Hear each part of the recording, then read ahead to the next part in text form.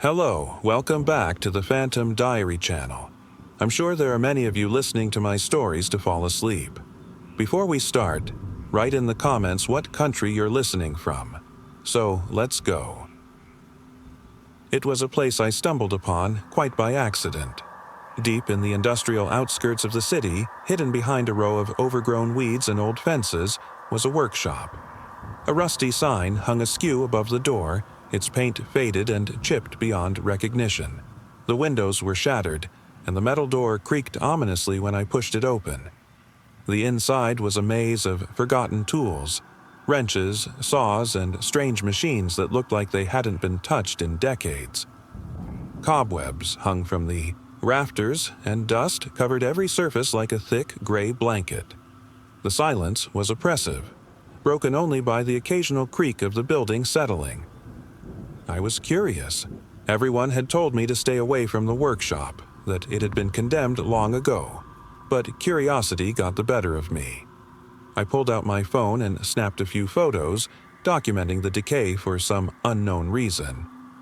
But something didn't feel right. Every photo I took showed more than just machinery or broken tools. The shadows in the background seemed to move, subtly at first, but unmistakably shifting. Figures were hidden in the corners of my shots, just out of view when I glanced at the screen. I didn't think much of it until I heard something. A whisper, low, guttural, and chilling. "Stay," it said. The voice was unlike anything human, warped and distorted as though it was coming from the walls themselves. I froze. My breath hitched and I turned slowly, expecting to see someone. No one was there. Only the echoes of my footsteps tapping against the concrete floor. The whisper came again, closer this time. "Stay." A cold wave of dread washed over me. I quickly began to backtrack toward the door, my phone's flashlight flickering as I moved. Each step I took seemed heavier, like the air was thickening, pressing down on me. Then I noticed something strange. The shadows weren't just shifting. They were moving toward me, as though the darkness itself had become alive, slithering across the floor like black tendrils. They crept between the tools, between the broken machines, gathering strength as they closed in. "Get out!" I screamed, but my voice barely escaped my lips. The whispers grew louder, overlapping now, merging into a cacophony of distorted voices. The door behind me slammed shut. I spun around in terror, only to see the shadows pooling at my feet. They rose, climbing the walls like ink bleeding from unseen cracks, twisting into grotesque forms. Faces, hundreds of them, formed from the blackness, mouths contorted in silent screams. I lifted my camera again, desperate to capture something, anything, before the darkness swallowed me whole. But the photos, they weren't pictures anymore. They showed fragments of reality. Machines vibrating unnaturally, faces appearing in mirrors that hadn't been there seconds before, and something standing behind me in the reflection. A creature, monstrous and faceless, whispering into my ear. "Stay," it hissed. The last thing I remember is the darkness enveloping me entirely, the whispers growing so loud that they consumed all other sound.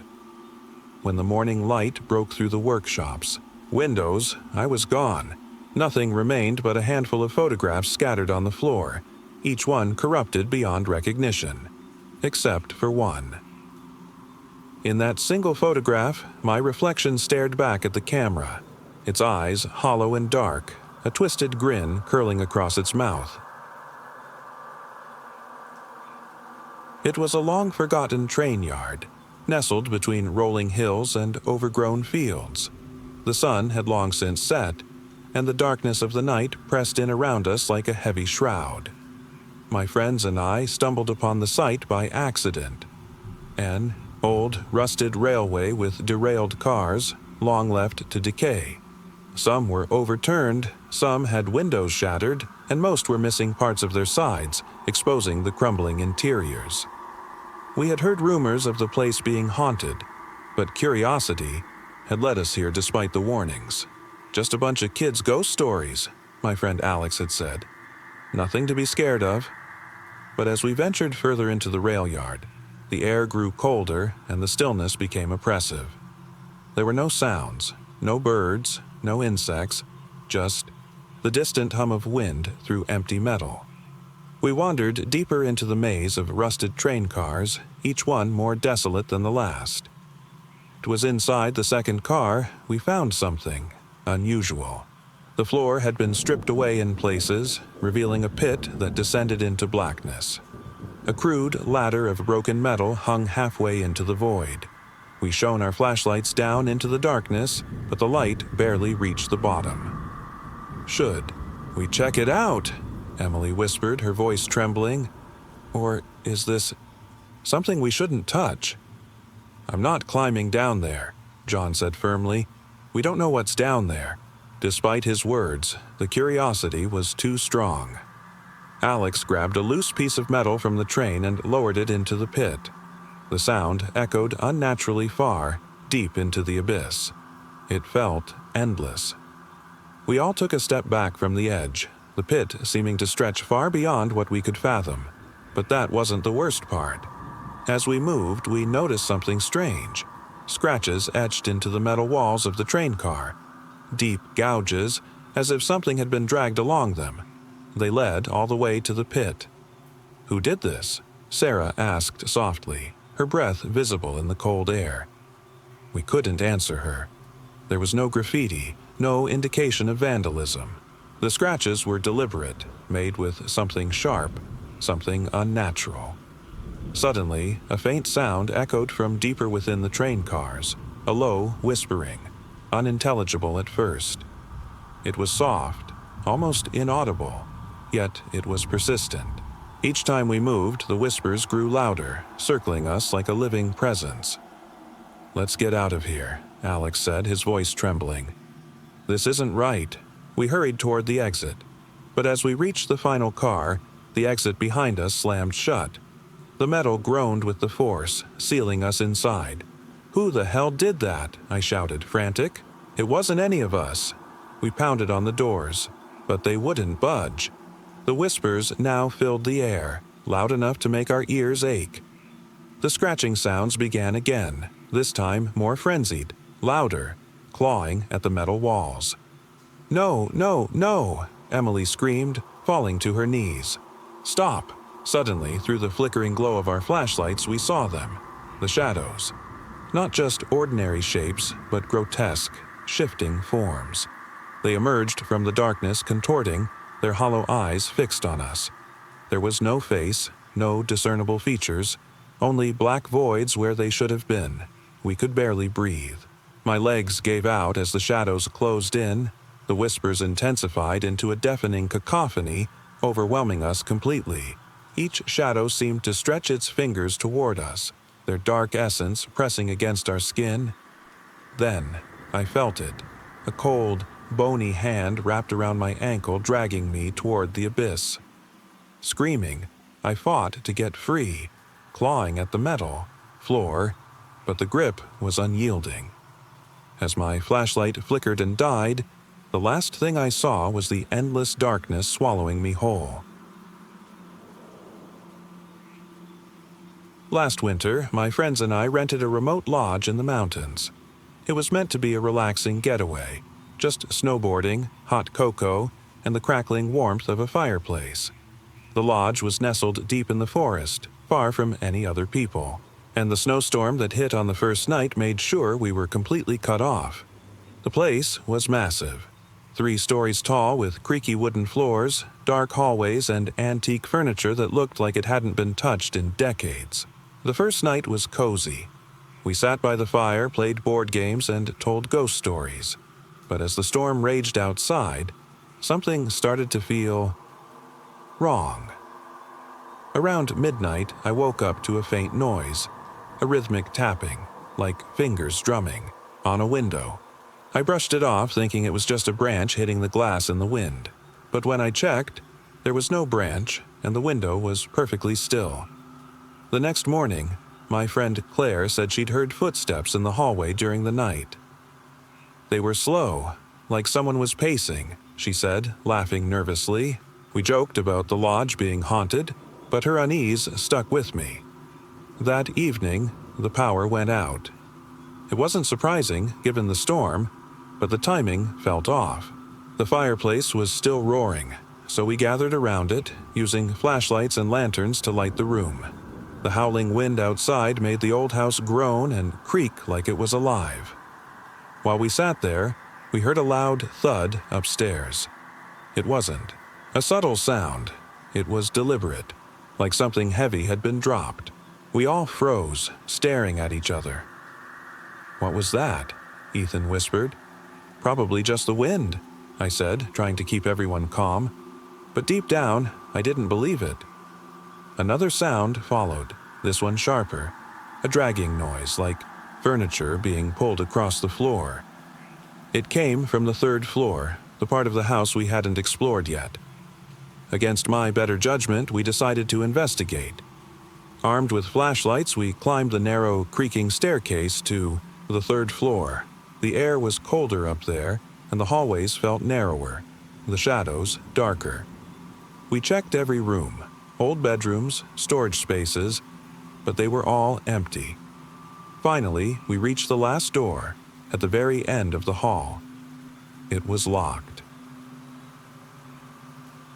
"Let's just go back downstairs," Claire pleaded, but Ethan was already fiddling with the doorknob.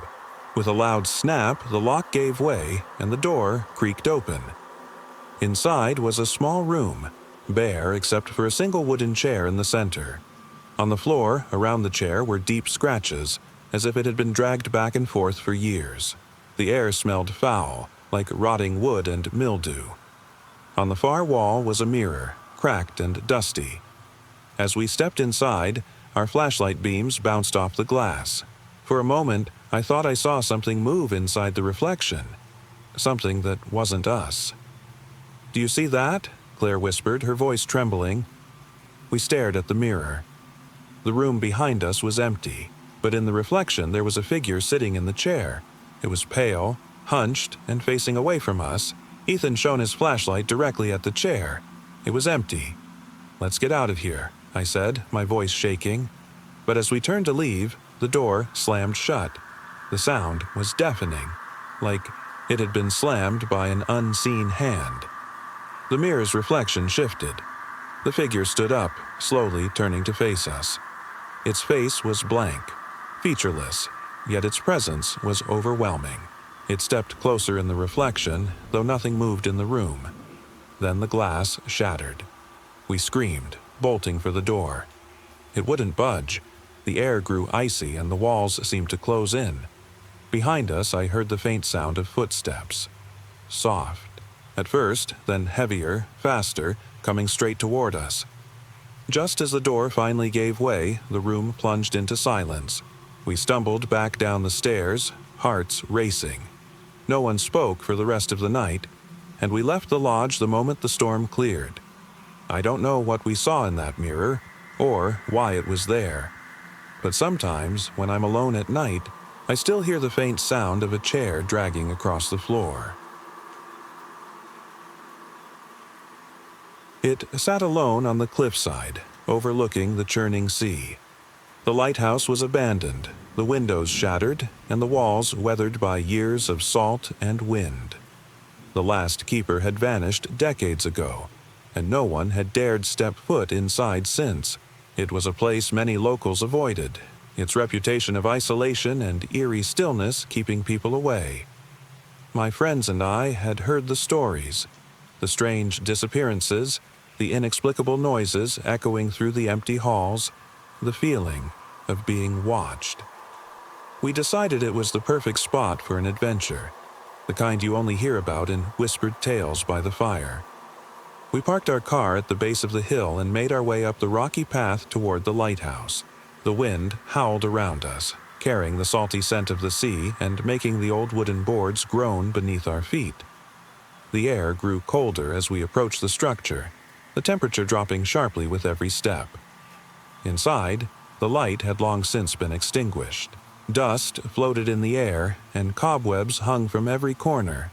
The spiral staircase leading to the top was narrow and rickety, but we pressed on, our flashlights cutting through the darkness. Halfway up, something shifted in the shadows below. Siu udikwa. Flicker of movement too quick to catch. I froze, my breath catching in my throat. My friends didn't seem to notice, too focused on ascending the stairs. But I couldn't shake the feeling that we weren't alone. At the top of the lighthouse, the view was breathtaking. Vast waves crashing against jagged cliffs, the horizon stretching endlessly into the fog. We stood silently, taking in the beauty, when a sudden gust of wind slammed the door behind us shut. "Did you hear that?" Emma whispered, looking over her shoulder. I nodded slowly, my pulse quickening. The door wouldn't budge. It was as though something outside was holding it closed, pressing against it with impossible force. The flashlight flickered again, casting erratic shadows across the room. A low, raspy voice echoed from the depths of the lighthouse. Deep, guttural, inhuman. "Leave." We backed away from the windows, heartbeats thundering in our chests. The air became dense, suffocating, like something unseen was breathing down our necks. Suddenly, the flashlight went out completely. "No!" Matt screamed, stumbling in the dark. The walls of the lighthouse seemed to press in on us, tightening with each breath we took. The voice grew louder, more distorted, blending with the sound of crashing waves and howling wind. The shadows danced across the room, taking shape, twisted, faceless figures that reached out toward us. A sudden flash of light from the windows illuminated something terrifying. A figure standing just beyond the glass. It wasn't human. Its body was elongated, limbs unnaturally long, and its eyes glowed with a malevolent, otherworldly light. It didn't move, just stared at us. The silence that followed was deafening. Emma dropped her flashlight, her scream echoing through the lighthouse. "What is that?" she cried, and then the voice came again, closer this time, directly behind us. "You should not have come."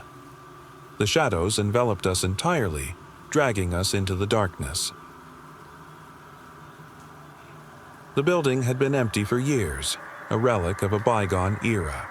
My friend Kate and I had rented the attic apartment for a month to escape the city, seeking peace and solitude. The place had a certain charm: wooden beams, old creaking floors, and tall windows that overlooked a quiet street. At first, everything seemed fine. The mornings were calm, with the sun filtering through dust-filled air. But as the days passed, strange occurrences began to surface. Small things at first: a door closing by itself, shadows flickering across the room when no one else was moving. We attributed them to the creaking old house settling, chalking it up to the creaky floorboards and drafty windows. One evening, as the sun dipped below the horizon, we heard a soft tapping. Repeated, deliberate. Kate opened the door to check, but no one was there. The hallway was empty. "I swear," Kate whispered, "someone was knocking." "We're just being paranoid," I said, trying to calm her nerves. "It's an old place. Noise travels." But that night, the tapping returned, this time louder. It came from the attic door itself. The sound echoed through the small apartment, making the walls seem alive. I grabbed a flashlight and approached the door. "Hello?" I called out. Silence. No response. Kate had gone to bed, but I couldn't shake the feeling that something was waiting on the other side. The following days only intensified the strange occurrences. At night, the temperature dropped unnaturally low. The old radiator whistled with a low, unsettling hum, while the sound of footsteps seemed to walk across the attic floor. Light, hesitant, as if something was pacing back and forth.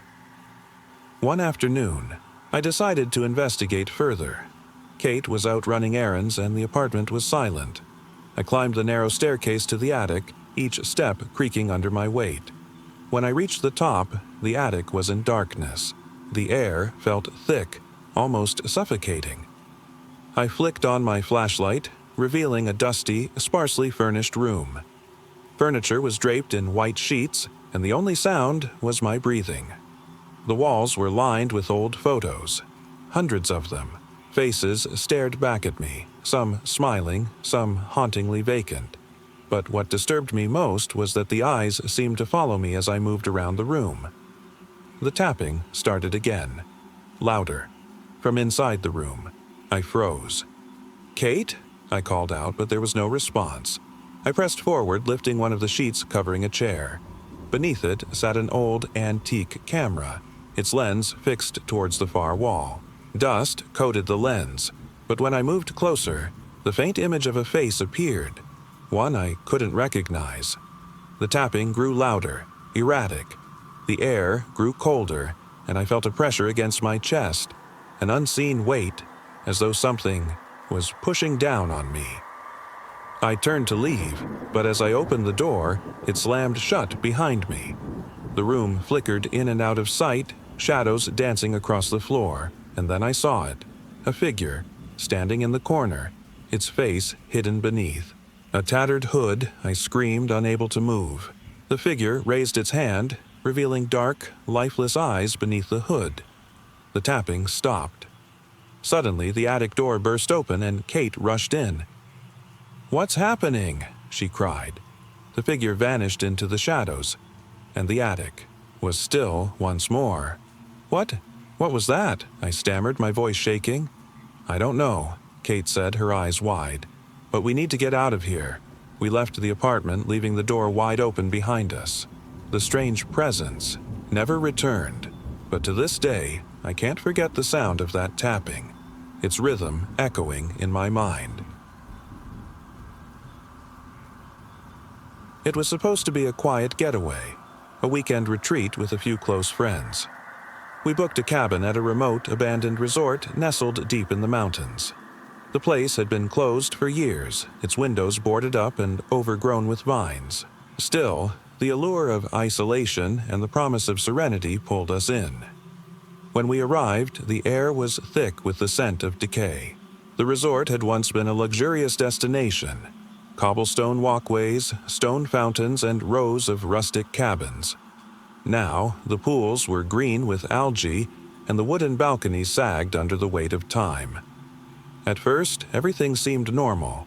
We settled into our cabin, lit a fire, and enjoyed the silence. But as the sun dipped behind the mountains, something shifted. The once peaceful woods surrounding the resort seemed darker, more oppressive. That night, we heard it. Faint whispers drifting through the halls. "Help! Help!" A voice moaned, low and guttural, barely audible above the crackling of the fire. We dismissed it as the wind, until the sound grew louder, more distinct. "Did you hear that?" Jenna whispered, her face pale as she glanced around the room. We all froze, staring into the shadows that filled the corners of the cabin.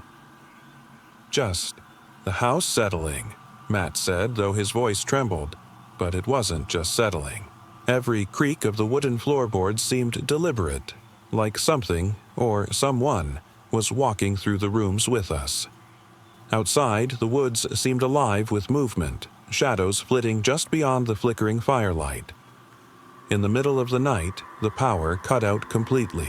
Darkness enveloped us, except for the dim glow of our flashlights. The whispers had stopped, but the stillness was worse. Thicker, heavier. Suddenly, a sharp tapping came from the cabin's front door. It was rhythmic, deliberate. We rushed to the window and peered outside, but there was nothing. No one. Just the pitch-black trees, their branches rustling gently in the wind. The next morning, we checked the door, and there were fingerprints. Small, delicate, human-like prints etched into the wooden frame. We tried to leave, but our car wouldn't start. Every attempt to turn the key left the engine sputtering, lifeless. Panic set in as the sun began to set again, painting the landscape in an eerie shade of orange. That night, the whispers returned, louder, more insistent. In a desperate attempt to escape, we grabbed flashlights and scattered into the woods. But no matter how far we ran, we couldn't shake the feeling of being followed. The woods seemed endless, each step deeper into the dark the same as the last. The trees began to twist unnaturally, their branches reaching out like grasping hands.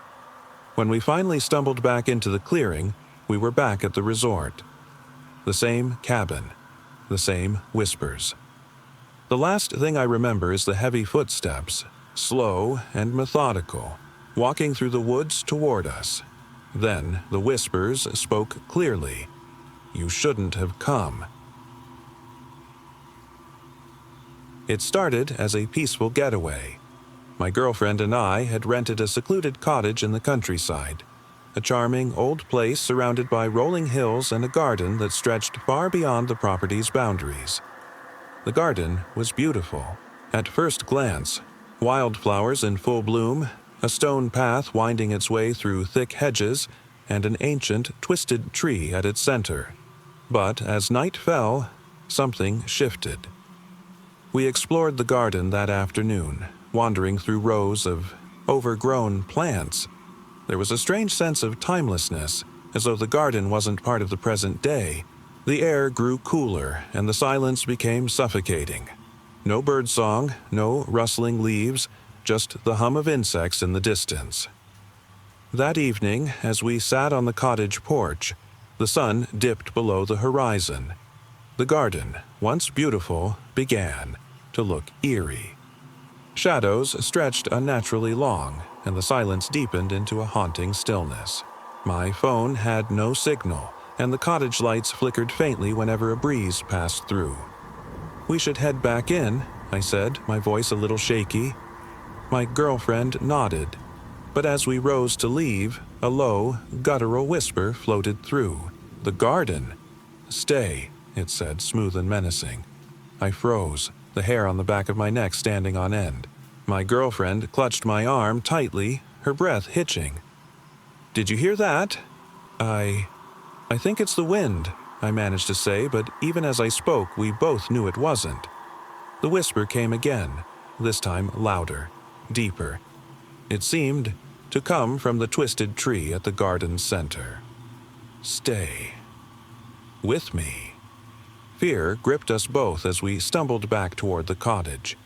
The path behind us was overrun with vines, the trees seeming to lean in closer, their branches clawing toward us. The garden's beauty had become something grotesque, a maze of shadows, shifting shapes hidden just beyond sight. Inside the cottage, the windows were locked, the doors secured, but we could still hear it, faint breathing from beyond the walls, hollow laughter, and the whisper of "stay." "We need to get out," I whispered urgently, my voice trembling. The lights flickered again, this time fading entirely. The whispers intensified, louder and more desperate. Suddenly, we heard it, an unnatural sound, as if something was moving inside the walls, slithering through the wood like a predator. The cottage shook slightly as if the garden itself was reaching for us. The whispers became frantic, almost pleading.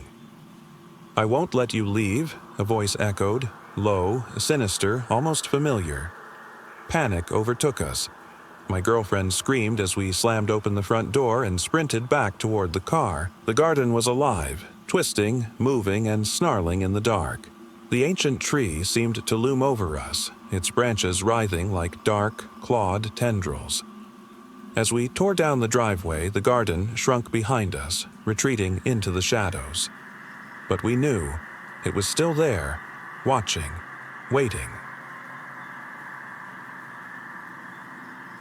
The snow fell heavy and fast as we made our way up the winding mountain road. My friends and I had rented a remote cabin deep in the woods, a place untouched by modern life, surrounded by towering pines and endless white. The sun had already set, leaving the landscape bathed in an eerie, blue-tinted glow. As we arrived, the storm intensified. The wind howled through the trees, whipping snow into violent gusts that obscured the path behind us. The cabin stood alone, a weathered wooden structure that creaked with each blast of wind. There was no signal, no power, just silence and isolation. Inside, the fire crackled warmly in the hearth, and we settled in. We laughed, unpacking supplies and sharing stories of the strange legends surrounding the cabin. Locals had warned us to stay alert. Strange things happen in those woods, they said. Of course, we dismissed them as just old tales meant to. Scare tourists. That night, as the storm raged outside, something woke me. I wasn't sure what it was, maybe the howling wind or the sudden stillness that followed. I sat up, the room dimly lit by the flickering fire. My friends slept soundly, their breathing even and steady. But something wasn't right. A faint tapping echoed through the cabin, soft, rhythmic, like fingers against a window pane. It wasn't the wind. It came from the front door. I froze. My pulse quickened.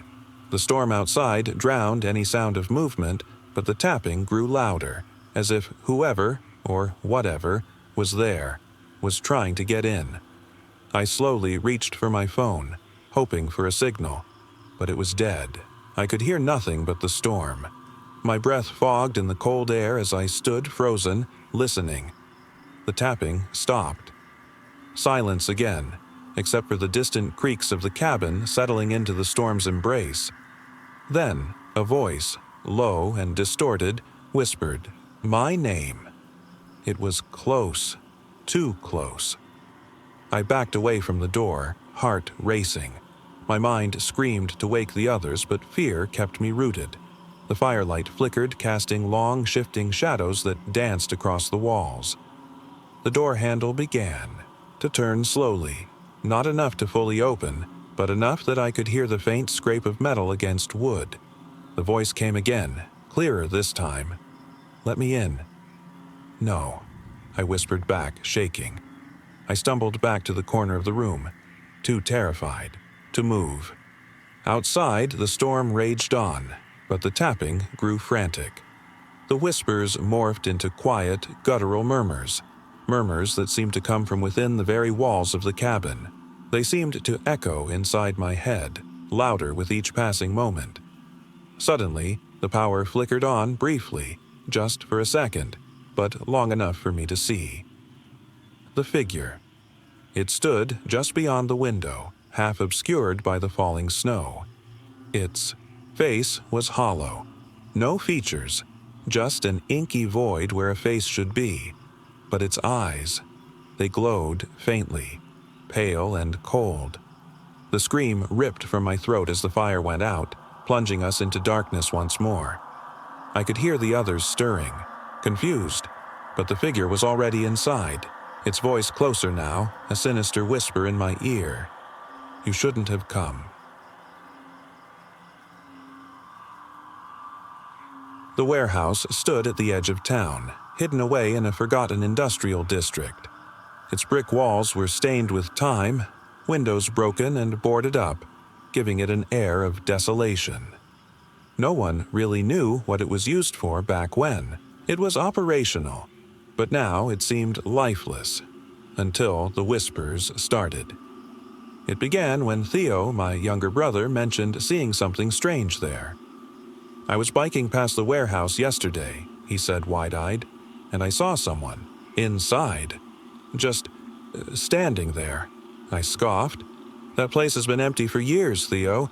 You're imagining things." But as the days went on, more people began mentioning odd occurrences. Neighbors reported flickering lights coming from the windows late at night, and distant, disjointed sounds, like footsteps echoing inside a massive, hollow space, when no one was supposed to be there. Curiosity got the better of me. Late one evening, I parked my car a few blocks away and walked toward the warehouse. The streets were eerily quiet, the buildings around it long abandoned, but I pressed on. There was a strange pull, the kind of feeling that drags you into the unknown. The warehouse loomed ahead, shadowy and imposing. I hesitated at the entrance, but then I heard it, the faintest whisper. "Come inside." My breath caught. "Hello," I called out, stepping closer. No response, but the air grew colder, sharper, like a blade against my skin. A low, oppressive hum filled the space, and the darkness seemed to press against me harder with each second. I flicked on my flashlight, sweeping the beam through the darkness. That's when I saw it. a figure standing motionless near the far wall. Its outline was vague, shifting, as if composed of shadow and smoke. No face, just darkness where a head should be.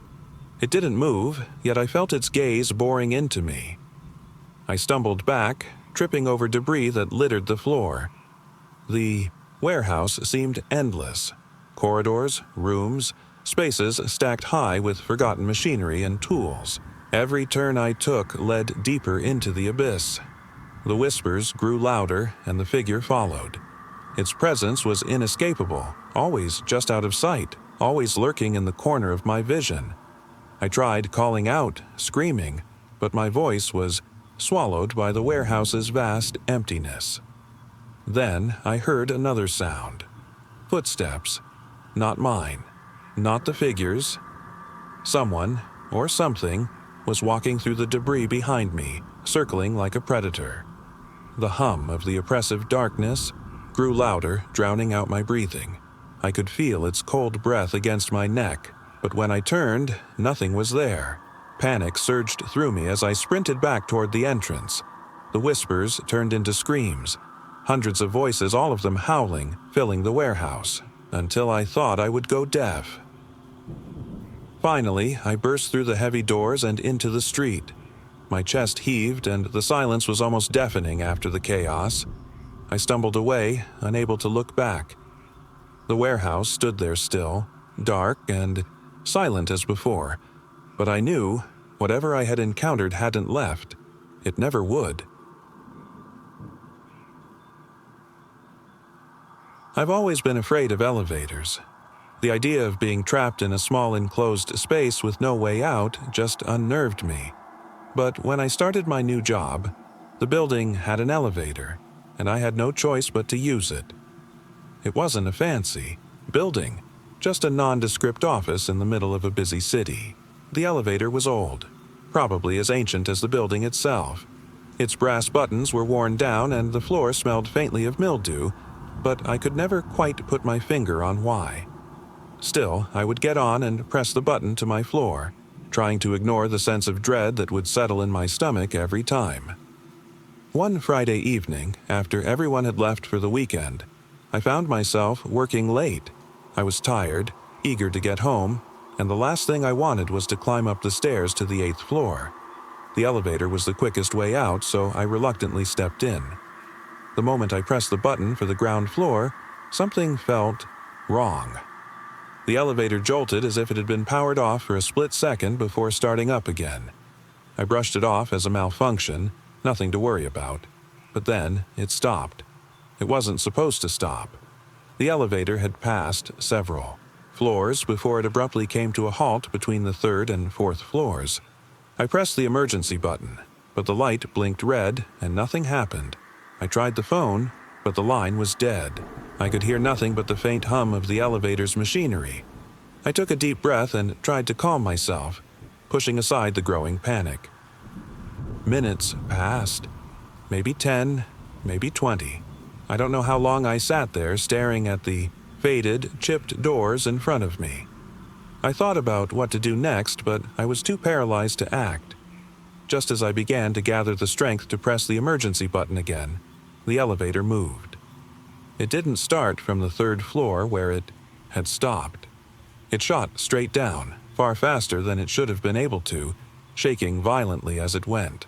I screamed and grabbed the sides of the walls, my heart hammering against my chest. The elevator finally screeched to a halt with such force that it threw me against the back wall. I was dazed but unharmed.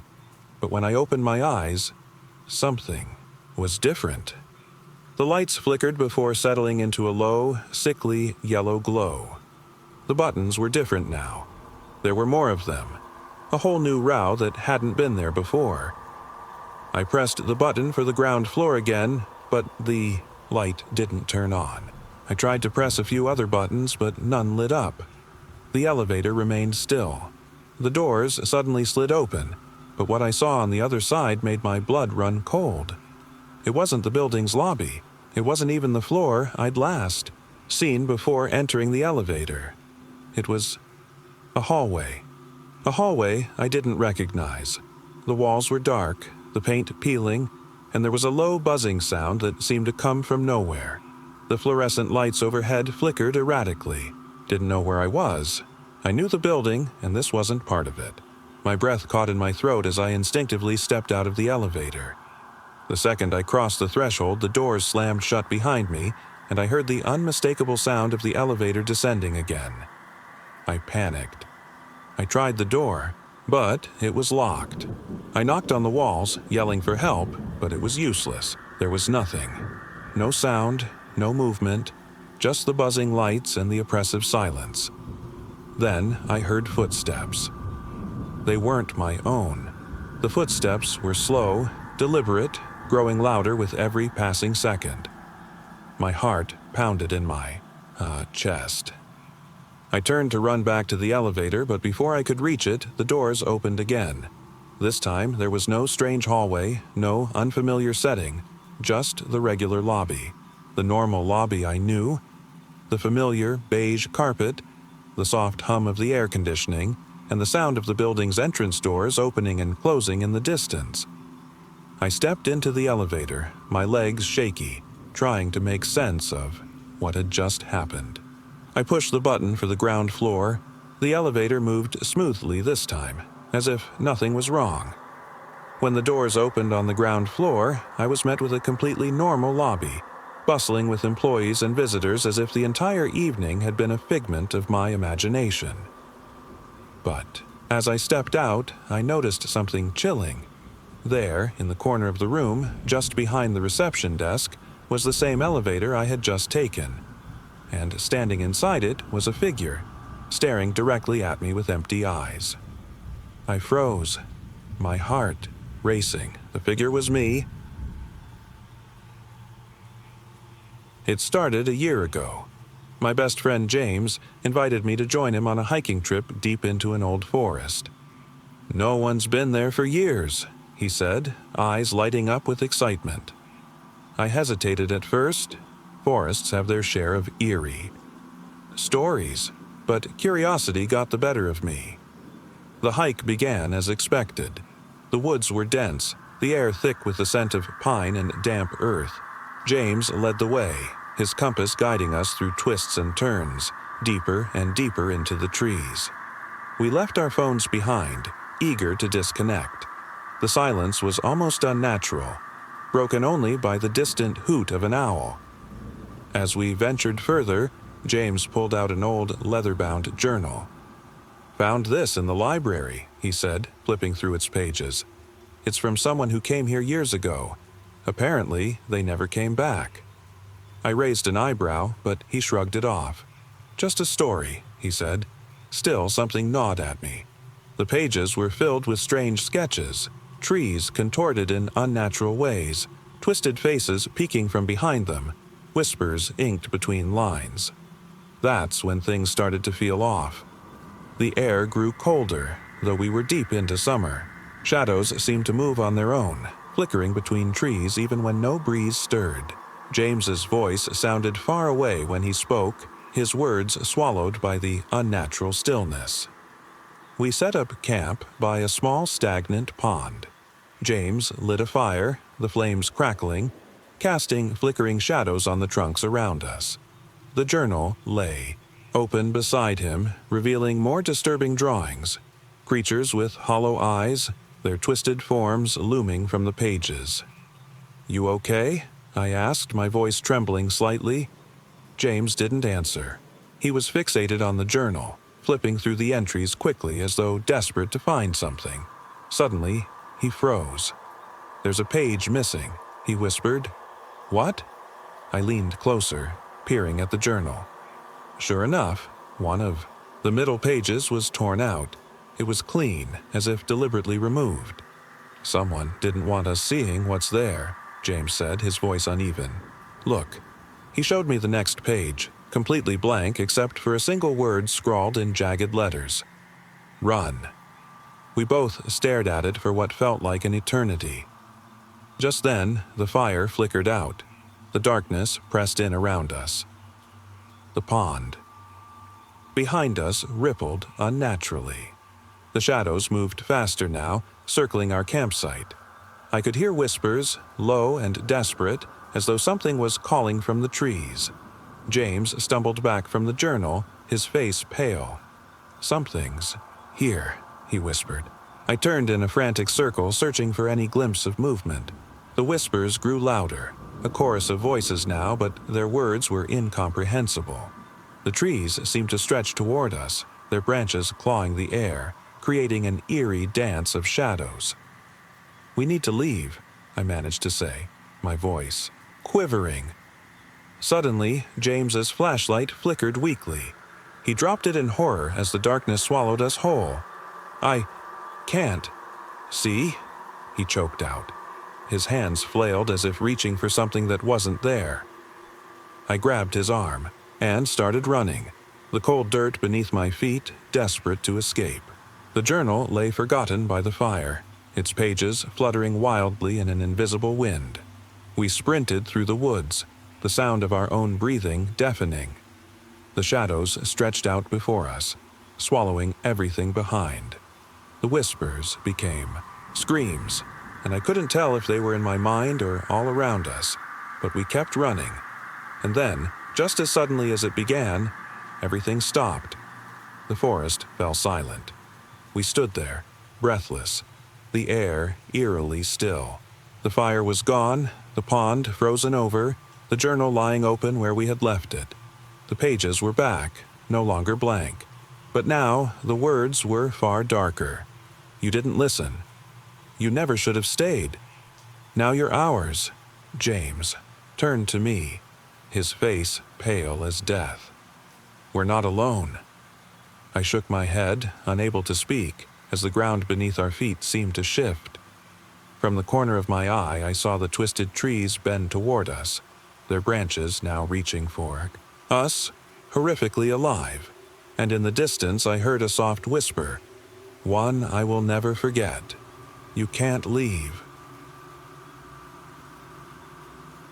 It was an old, abandoned factory on the edge of town. Not a place many people dared go. My friends and I had always been curious, but no one in town had been inside for years. The factory stood at the outskirts, shrouded in overgrown weeds and tangled metal.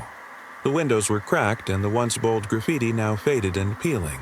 It wasn't the kind of place you would stumble upon by accident.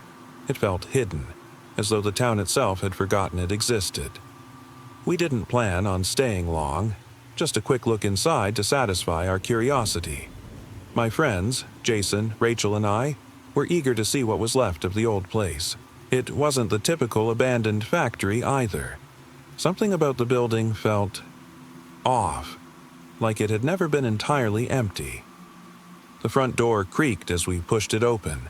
Dust drifted in the air and the faint smell of metal and decay hit us immediately. The floors were covered in grime and debris, and broken machinery loomed in the corners, casting long, distorted shadows. The place seemed vast, too big for what we knew the factory to have produced. "This place feels different from the stories," Rachel said, her voice low. "I thought it was just an old factory, but I don't know." "I know what you mean," I replied, stepping further in. The air felt thick, heavy, almost as if it had weight. Jason nodded, staying silent as we explored deeper. That's when we heard it. The faintest sound, like whispers carried by the wind. We paused, glancing at each other, unsure if we had heard anything at all. The factory was silent again. "Must be the wind," Jason said, breaking the silence, but I could see the unease in his eyes. We pressed on, following the faint trail of flickering light from broken windows. The further we went, the quieter the building seemed. It was as if the walls themselves absorbed sound, and the darkness pressed in around us. Time felt warped in that space. Minutes turned into hours without us noticing. Suddenly, we heard it again, only this time, louder. A low whisper, distant at first, but growing clearer. I tried to dismiss it, but the sound seemed to come from everywhere. My heart started to race. Jason froze in place, his expression tense. "It's not the wind," Rachel whispered. "Where's it coming from?" The whispers grew more distinct, forming words, though they were unintelligible at first. But then they began to sound like voices, multiple indistinct murmurs blending together. The more we listened, the clearer they became. Help. Help us. Leave. Don't stay. The voices weren't speaking in any language we could recognize. They were haunting, distorted, as though they were trying to tell us something. Something we couldn't grasp. The lights from the windows flickered erratically. Shadows began to move again, blurred shapes dancing across the walls. It was as if the factory itself was alive, breathing, shifting. The ground beneath our feet felt colder, and the whispers became louder, more desperate. "We need to get out of here," Jason muttered, his voice cracking. His flashlight trembled in his hand. As we turned to leave, the whispers turned into something darker, a low, guttural growl that seemed to echo from deep within the factory.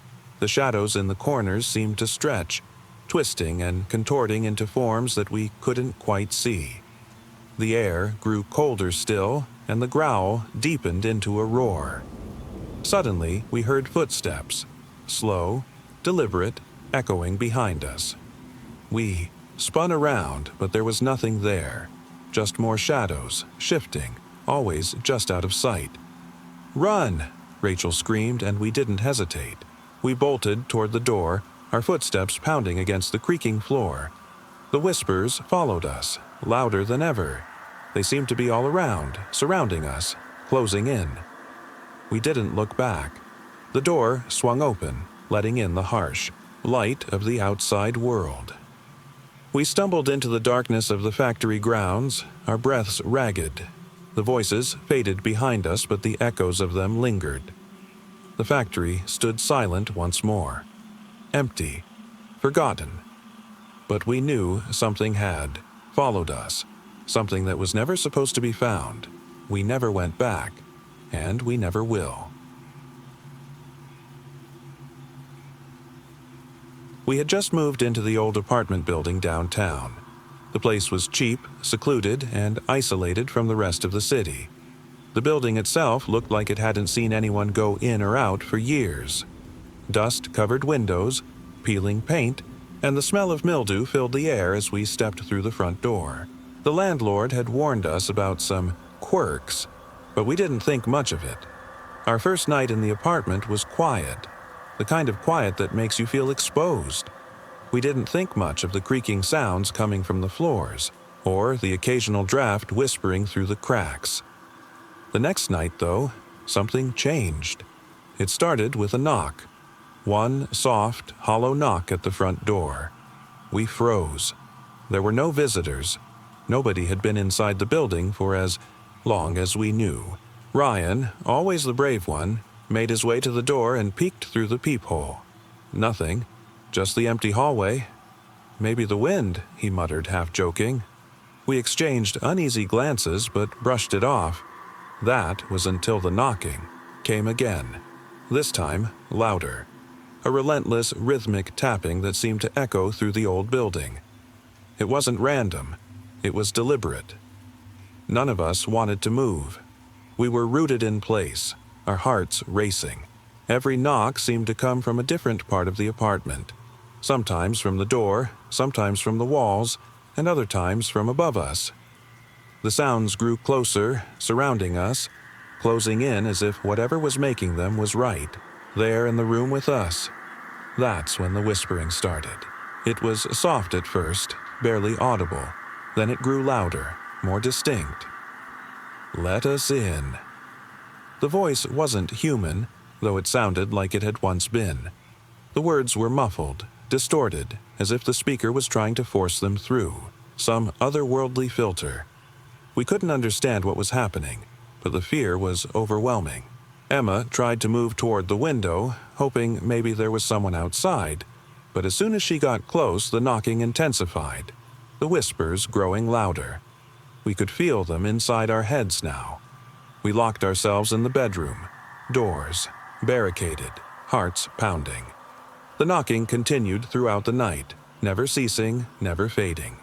The whispers turned to screams, shrill and hollow, reverberating off the walls of the old building. It was as if the entire apartment had come alive, its very structure trying to consume us. Morning didn't bring relief. We opened the door to silence, the apartment exactly as we left it. No signs of intrusion, no footsteps, no broken locks. But the whispers, those echoes, never left us. They haunt us now, in every quiet moment. Whatever was with us that night didn't come from outside. It had been there all along, waiting, and it never truly left. It started on an ordinary evening, one that seemed destined to be nothing more than a quiet night at home. My apartment overlooked a busy city street, the kind of place where the noise never truly stops. The glow from streetlights and the distant hum of traffic usually provided a sense of safety, but that night was different. It was nearing midnight, and I was sitting on the couch, flicking through channels, unable to focus on any one thing. A low rumble of thunder rumbled in the distance, barely audible over the city's usual buzz. I paused, glancing out the window. The sky was dark, the clouds heavy, but the rain hadn't begun yet. The apartment felt empty, the only sound being the occasional creak of the old floorboards. I figured I'd be heading to bed soon when there was a faint knock at the door. At first I dismissed it as nothing, but then it came again, soft, almost hesitant. My heart skipped a beat. I stood, my hands clammy, and approached the door cautiously. No one usually comes knocking at midnight in the city. I peeked through the peephole. Nothing but darkness. No figure, no silhouette. Just the empty hallway. Maybe it was a neighbor, I reasoned. Someone lost or needing help. I opened the door a crack, but there was no one there. Just the quiet of the hallway. I locked the door again, shrugging it off. Maybe someone had gotten the wrong apartment. I turned back to the couch, but the unease stuck to me like a second skin. I tried to ignore it, focusing on the muted glow of the TV, but the nagging sensation of being watched refused to leave. A few minutes passed, and I heard it again, knocking, but this time it was different. It was slower, more deliberate, like someone was trying to make sure I heard it. I gritted my teeth and went back to the door, this time standing farther back as I looked through the peephole. The hallway was empty as far as I could see, but now there was a faint outline, barely visible against the dim light from the street. A figure, motionless, standing at the far end. I could barely make out the details, but I knew it wasn't moving. My breath caught in my throat. I stared at the figure, unable to look away. The knock came again, 3 distinct hollow raps. The figure didn't move. It stood there, still as a statue, as though waiting for something. Terror gripped me. I didn't know what to do. Calling the police seemed useless. What could they do? Tell me there's someone outside who won't leave? I backed away from the door, my body trembling. The knocking continued, slower now, as though the person, or whatever it was inching closer. The figure in the hallway remained, unmoving. Then, silence. The knocking stopped. I didn't hear it leave. I didn't hear footsteps retreating. It was just gone. The silence stretched out for what felt like hours. I waited, holding my breath, my back pressed against the wall. Eventually, I mustered the courage to peek through the blinds, but the hallway was empty. Still, the feeling of being watched remained. I didn't sleep that night. I couldn't. Every time I closed my eyes, I saw the figure standing there, waiting, motionless. Even now, years later, I sometimes wonder if it's still out there waiting for someone, just not me. It was a rare invitation, one that didn't come often. An old friend's beach house, far from the busy city, offered to us for the weekend. The house was tucked away along the edge of a cliff, overlooking the vast, endless ocean. There were no neighbors, no nearby towns, just the house and the sea. We were the only ones for miles. At first glance, the house seemed idyllic. Whitewashed walls, weathered wooden beams, and floor-to-ceiling windows that offered panoramic views of the crashing waves below. It was a place made for quiet escapes, the kind of serenity that draws you in. But something felt off. The ocean was beautiful, sure, but there was an unnatural stillness to it. No seagulls, no crashing waves, just a quiet, eerie roar that seemed to echo endlessly. We chalked it up to being far from any usual signs of life, but that gnawing feeling didn't leave. On the first night, things began to shift. We sat by the fire, the sound of the ocean roaring below like a constant reminder that we were isolated. At first, it was subtle, the sound of footsteps on the deck, soft, almost imperceptible. We ignored it, assuming the wind was playing tricks on us, but the wind never sounded like that. "Just the house settling," Ryan said. Emma and I nodded in agreement, but there was an edge to his voice, a flicker of doubt we couldn't ignore. By the second night, the footsteps grew louder, more distinct. We couldn't ignore them anymore. They were slow, deliberate, circling the house like something was inspecting us. When we would rush to the windows, the deck below was empty. Nothing but the waves crashing far below. "Could be an animal," Emma suggested. But animals don't walk in that way. Calm and measured. Whatever it wasn't outside. That's when the whispers began. Soft at first, as if they were carried in on the wind, but as the night wore on, they became clearer. Not just whispering, but a voice. A deep, hollow voice that seemed to echo inside my head. "Go away." I looked around the room, but neither Ryan nor Emma had heard it, or at least they wouldn't admit to it. "It's nothing," Ryan said again, his voice uneasy. "Just the ocean." But it wasn't. The voice came back, clearer this time, stronger. "Leave." I could feel it in my bones. Something was in the house with us. Something that didn't want us there. That night, sleep was impossible. Every creak of the floorboards, every whisper that came from nowhere, kept us awake.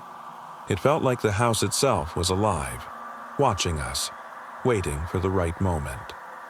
At dawn, I woke to a cold, oppressive silence. The kind of silence that makes you hold your breath, waiting for something to break it. I wandered to the windows, hoping for a glimpse of the ocean, but instead my eyes fell on something far worse. Standing just beyond the window, I saw a figure, tall, shadowy, its shape distorted by the mist and the morning fog. It didn't move, didn't blink, didn't seem to breathe. It just stared, its hollow eyes locked on me. I couldn't scream. I couldn't look away. It felt like time had stopped.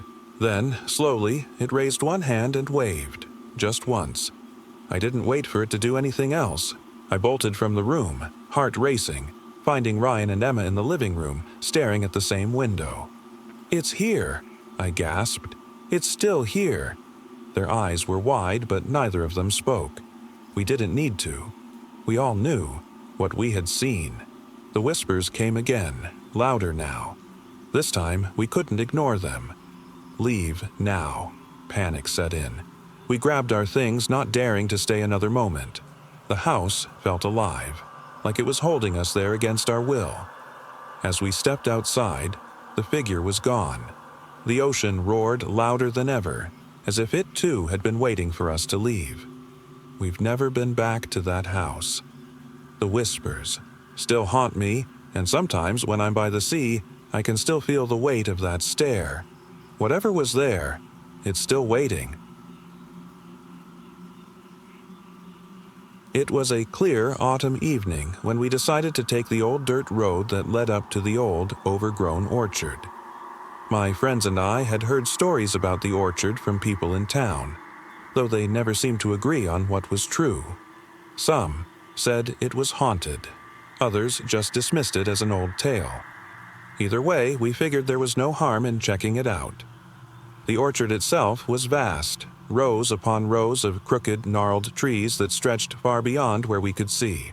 We wandered through the uneven rows, the crunch of leaves beneath our feet echoing in the stillness. The air was sharp and crisp, but it didn't take long before a chill ran down my spine. Something about the place felt off. We stopped near the center of the orchard where a large, ancient tree stood alone. Its trunk was thick and hollow, gnarled like it had seen centuries of storms and time. Its branches stretched out in every direction, but many had broken over the years, leaving it with a twisted, skeletal shape. Something about the tree felt familiar, though none of us could place why. We sat beneath its shade, passing around a flask of whiskey, laughing and joking. The evening felt peaceful, almost too calm. The further we moved from the edges of the orchard, the quieter the world became. It was as though the trees had swallowed all sound. As we sat there, something began to change. The laughter tapered off, and we all felt the weight of the silence settle in around us. I glanced around, trying to shake the unease creeping up my spine. The sky had darkened, casting the orchard in a strange, otherworldly glow. The usual sounds of nature, the rustling leaves, the calls of distant birds, were gone. The forest beyond the trees was quiet. Then I noticed something out of place. In the distance, between the twisted trunks of the apple trees, there was a figure. It wasn't moving, just standing there, its form barely visible in the shadows. My stomach tightened. I couldn't make out what it was. It was too far away to see clearly, but its presence felt wrong. I whispered to my friends, pointing toward the figure. They followed my gaze but saw nothing. "It's just the trees playing tricks on you," one of them said, laughing nervously. "Nothing's there." But I knew what I had seen. I could feel its eyes on me, though there was no way to be sure it even had a face. The longer I stared, the more the figure seemed to blur, as if it was blending into the darkness itself. Then, as if in response to my fear, it began to move. Slowly, almost deliberately.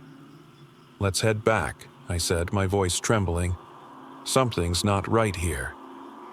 As we made our way toward the edge of the orchard, the atmosphere grew, heavier, suffocating. The trees seemed to close in around us, their twisted limbs reaching out as though they were watching. The figure was gone now, but I could still feel its presence, lingering like a shadow just beyond my vision. When we reached the dirt road, we didn't speak much. The eerie stillness of the orchard had left us all shaken, and none of us wanted to turn back and look at what might still be lurking behind us. It wasn't until we were safely back in town that we realized we had left something behind. My phone buzzed as we sat around a fire in someone's backyard. It was a message from one of my friends with only one word: "Look closer." Confused, I opened the photo he had sent. It was a blurry shot, taken just as we left the orchard. In the background, barely visible, there was the figure, standing between the trees, its features obscured but still there, watching. We've never gone back to that orchard, and I pray we never do. It was supposed to be just another ordinary evening at home, the kind of evening where you sit on the couch zoning out in front of the flickering TV while the world outside hums along like always. But that night was anything but ordinary. I had just finished a long day, feeling exhausted and ready to relax. The apartment was quiet, save for the faint sound of the wind outside rattling the window. The neighbors' usual sounds, the creak of floorboards above me, the muffled conversations. Through the thin walls were all as familiar as ever. I didn't think twice about it, too tired to care. At some point, though, I started to notice something strange. A subtle shift in the usual background noise, a faint, uneven breathing that didn't belong to me. I froze, sitting up straighter, listening harder. It wasn't coming from the TV or any of my usual appliances. It wasn't static. It was close, too close. I turned off the TV, the silence growing deafening. The only sound now was that breathing. Slow, steady, as if someone were right behind me. I glanced over my shoulder, but there was nothing there. Just the dim light from the hallway. My pulse quickened, but I told myself I was being paranoid. The apartment felt empty, the familiar creak of floorboards upstairs seeming just a little louder now. I told myself it was the wind, the old building settling. Still, the breathing didn't stop. I grabbed my phone, dialing 911 with trembling fingers. The operator answered, asking if I was safe. I wanted to tell her I was, but I couldn't bring myself to speak. Then, a soft knock echoed from the front door. I didn't move. I didn't breathe. I listened as the knock came again, this time louder, more insistent. My heart pounded in my chest as I considered what to do. There was no way I could ignore it. Slowly, I stood and approached the door, my hand hovering over the lock. I peeked through the peephole, but there was no one there. Just the empty hallway. I pulled back, the sound of breathing still echoing softly behind me. It felt like someone was right there, just inches away. That's when I heard the knocking again, this time closer. It wasn't at the door anymore. It was coming from inside the apartment, from inside my walls. I ran to the bedroom, locking the door behind me.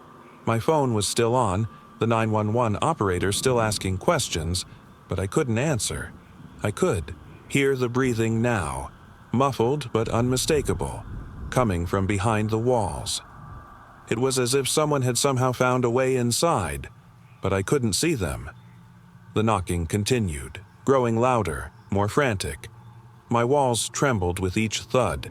I could feel the vibrations under my feet. My mind raced, every rational thought abandoning me. I wanted to scream, to run, but fear held me still. Then, silence. The operator was still on the line, whispering, "Are you still there?" But there was nothing I could say. The only sound was my shallow breaths. Finally, after what felt like hours, I heard it, the faintest creak, just outside my bedroom door. I held my breath, heart thudding against my ribs.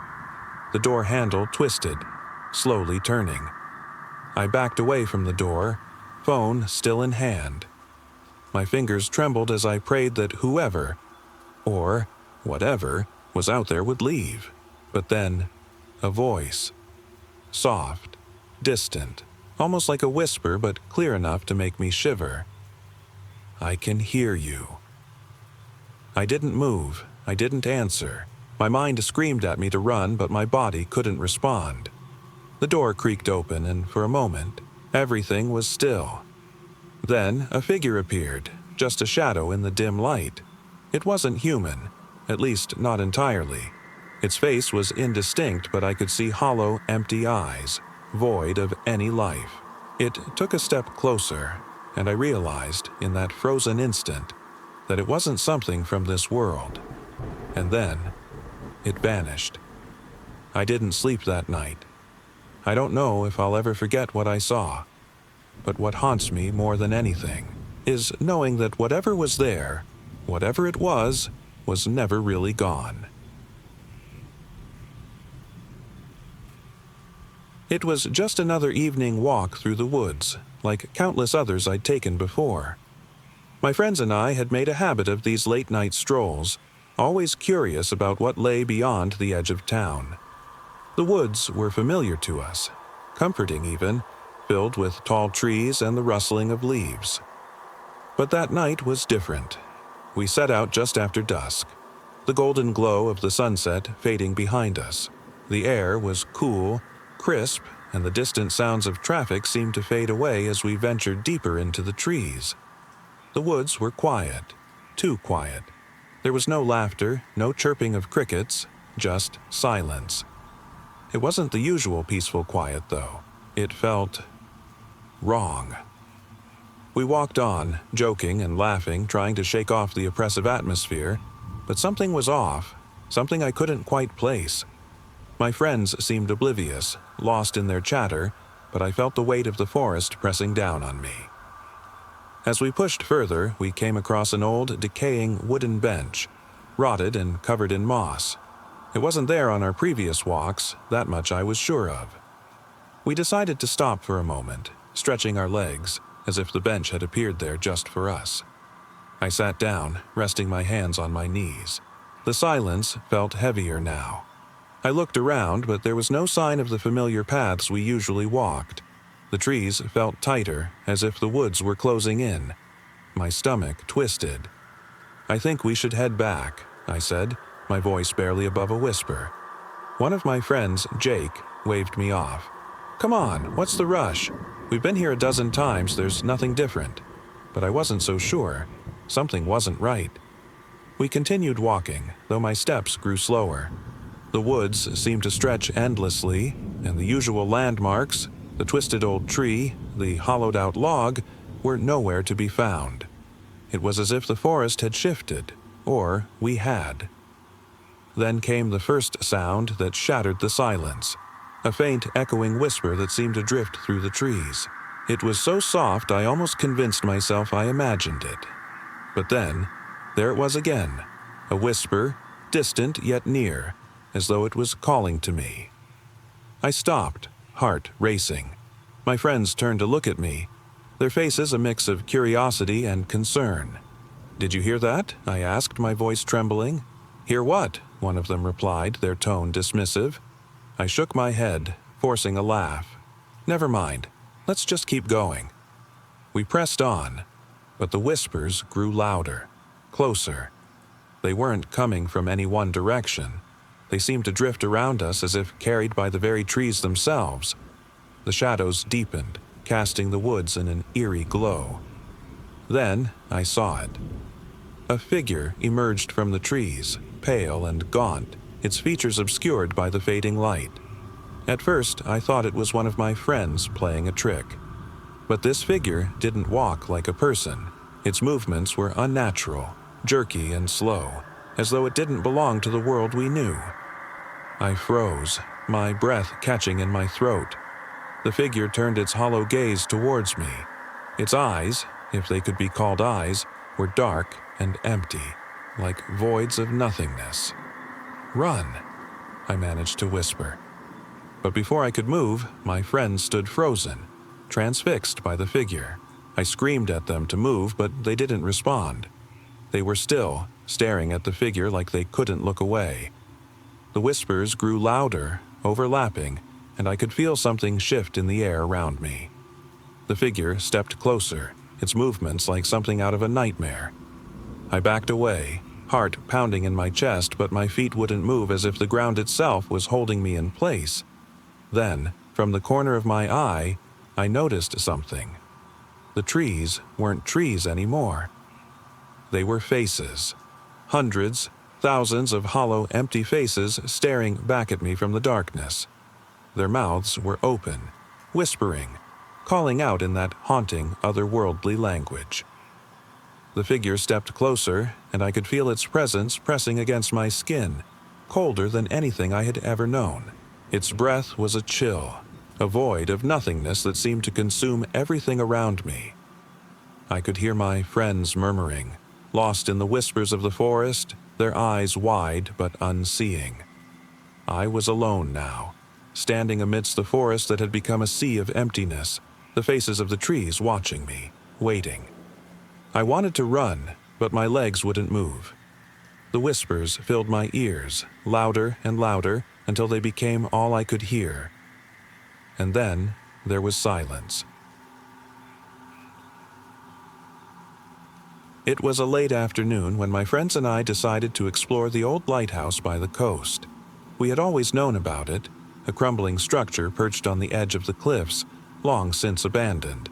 No one had used it in years, and the stories about its eerie past were the kind that had always fascinated us. The locals whispered of strange occurrences and unexplained disappearances, but we weren't ones to believe in ghosts or urban legends. The sun was low, casting long shadows across the rocky coastline as we made our way down the worn trail. The lighthouse stood tall against the darkening sky, its once white walls now faded and streaked with age.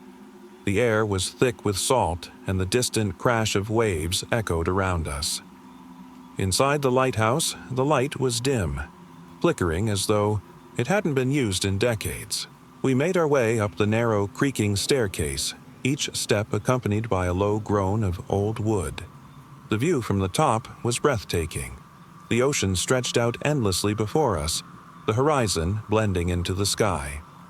As we explored, the atmosphere grew heavier.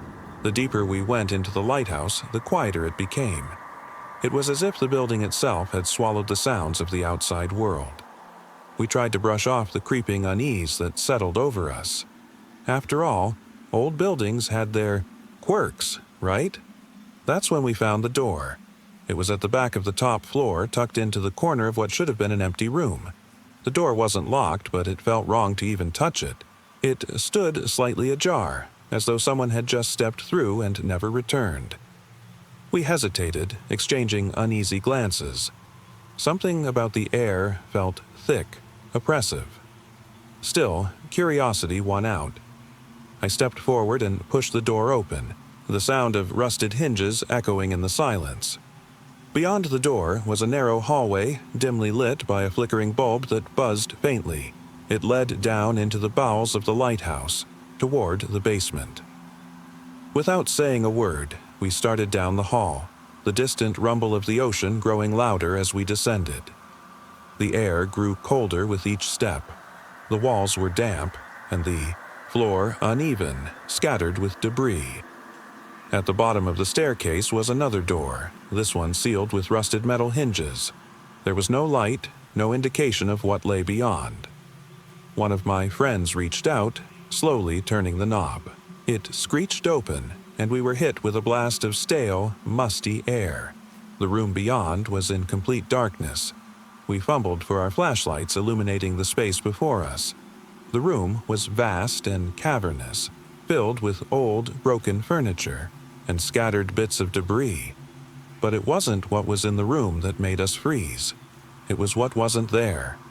The floor was covered in footprints, small, barefoot prints that seemed to have formed in the dust, leading toward the center of the room. Some were fresh, as if they had been made recently. We followed the trail cautiously, the soft beams of our flashlights shaking in our hands.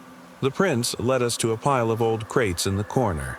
Beneath them, another door stood ajar, this one almost hidden by the debris. Without thinking, one of us pushed it open. The room beyond was even darker. Our flashlights barely penetrated the blackness, but I could see shapes, shadows shifting just beyond the edge of the light. My breath caught as the feeling of being watched became too overwhelming to ignore. Then, from somewhere deep within the darkness, we heard it, a soft whisper. It was distant at first, like the echo of a voice from a dream. But as we stood there, frozen, the whisper grew louder, clearer. "Let us out." I wanted to run, but my legs wouldn't move. The whisper came again, closer this time. "Let us out. Let us out." The fear in my chest was unbearable, but we had to get out. We backed away from the door, our flashlights now shaking uncontrollably.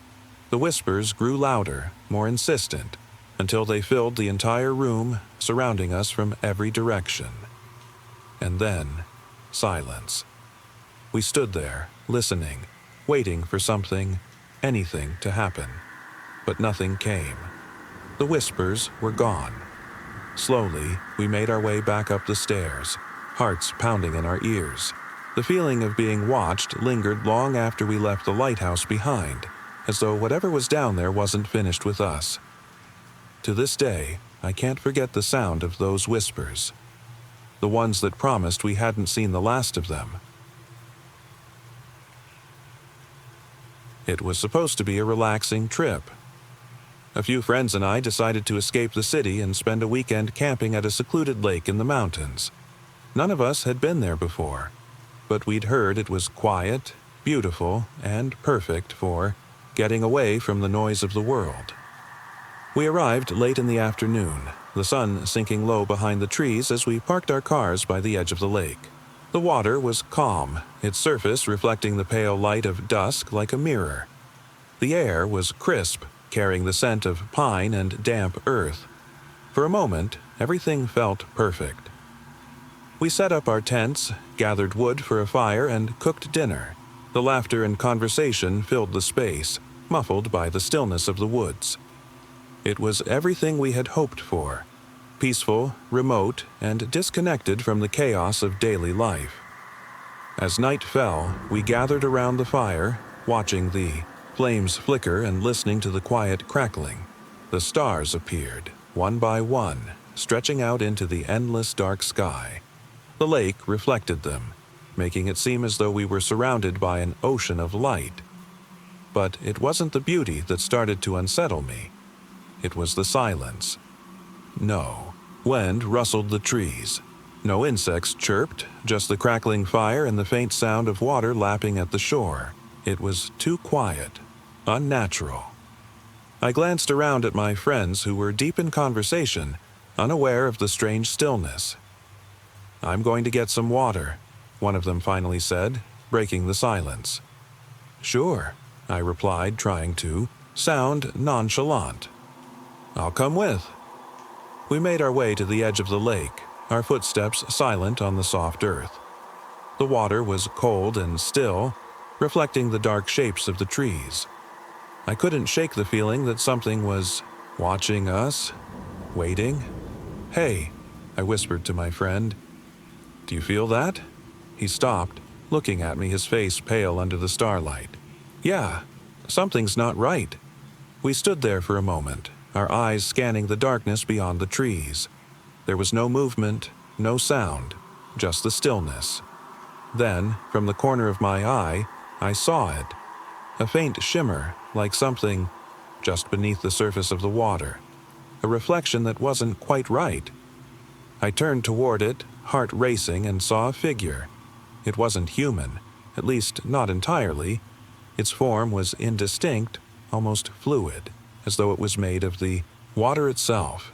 It stared at us with hollow eyes, its face obscured by the darkness. I grabbed my friend's arm, my voice trembling. "We need to get back." We ran. Our footsteps thundered in my ears as we sprinted back to the campsite. The trees loomed over us, their branches creaking as if they were watching us too. The fire was still burning, casting flickering shadows on my friends' faces, but none of them seemed to notice our panic. That night, I couldn't sleep. The silence that had once felt peaceful now felt suffocating. I kept hearing whispers in the dark, and every time I closed my eyes I saw the figure, those hollow, watching eyes beneath the water. At dawn, I gathered my friends and told them what had happened. They didn't believe me. They dismissed it as nerves, as the strange atmosphere of the woods playing tricks on my mind, but I knew better. The figure was still out there, waiting beneath the surface of the lake, and I could still feel those hollow eyes watching me, even now. It was a late autumn evening when my friends and I decided to take a spontaneous trip to an old, abandoned lighthouse on the edge of the coast. None of us had ever been there, and the place had always been rumored to be haunted. Skeptical, as we all were, we figured it would make for an eerie, atmospheric adventure. The lighthouse stood tall against the backdrop of a dark, churning sea. The wind howled through the skeletal remains of an old wooden pier as we parked the car a few miles down the narrow, winding road. The air was heavy with mist and the salty tang of the ocean. We all felt the shift in the atmosphere as we stepped out of the car, the warmth of the day fading fast. As we approached the base of the lighthouse, the shadows seemed to stretch longer, as if the darkness itself was watching us. The structure loomed in front of us, its once pristine white paint now weathered and peeling. The steps spiraled upwards into the sky, vanishing into the dense fog that had rolled in. "We'll split up," Matt said, his voice breaking the silence. "That way, we cover more ground. One of us can check out the bottom while the rest go up." Against my better judgment, we agreed. I could feel the weight of the ancient stone beneath my feet as I started climbing, the sounds of my friends' footsteps fading below. Each creaking step seemed louder than the last, the wind growing stronger as I ascended. The higher I climbed, the colder the air became. I paused, turning back to glance at the fog that now swallowed the ground below. My heart pounded in my chest. It was so quiet, except for the sound of my own breath and the faint echo of the wind. When I finally reached the top, I pushed open the rusted door, stepping into the narrow space of the lighthouse. The view from the top was breathtaking. Mist rolling in every direction, the sea stretching out beyond the horizon, waves crashing against the rocks below. But something wasn't right. The air felt thick, as if it had a weight of its own. The sound of the wind was different now, more oppressive, as if it carried something more than just the chill of the ocean. I turned to scan the interior of the lighthouse, its walls lined with faded photographs of sailors and their families, some so old they were barely recognizable. That's when I saw it. The figure. It was standing by the window, its shape barely distinguishable from the fog.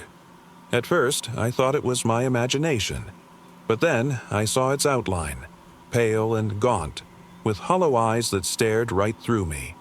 I couldn't move, couldn't breathe. My body felt frozen as the figure turned, slightly, facing me. "Who's there?" I whispered, my voice barely above a whisper. The figure didn't respond. It remained still, like a ghostly silhouette against the window. The wind howled louder, and I could feel the cold seeping through my jacket. My legs trembled as I slowly backed away, my hand gripping the cold metal railing. Suddenly, I heard voices below. "Guys, where are you?" It was Matt, his voice frantic. "Come on, we need to get out of here." "Matt," I yelled, panic rising in my throat. "There's something up here." Before I could react, the figure began to move, floating towards me with unnatural grace. My breath hitched as I stumbled backward, nearly losing my footing on the narrow stairs. I could feel the presence closing in, the figure growing larger with every step I took down. When I finally reached the bottom, my friends were waiting, eyes wide with fear. "What happened?" Sarah asked, her voice trembling. "I saw it," I managed to say, breathless.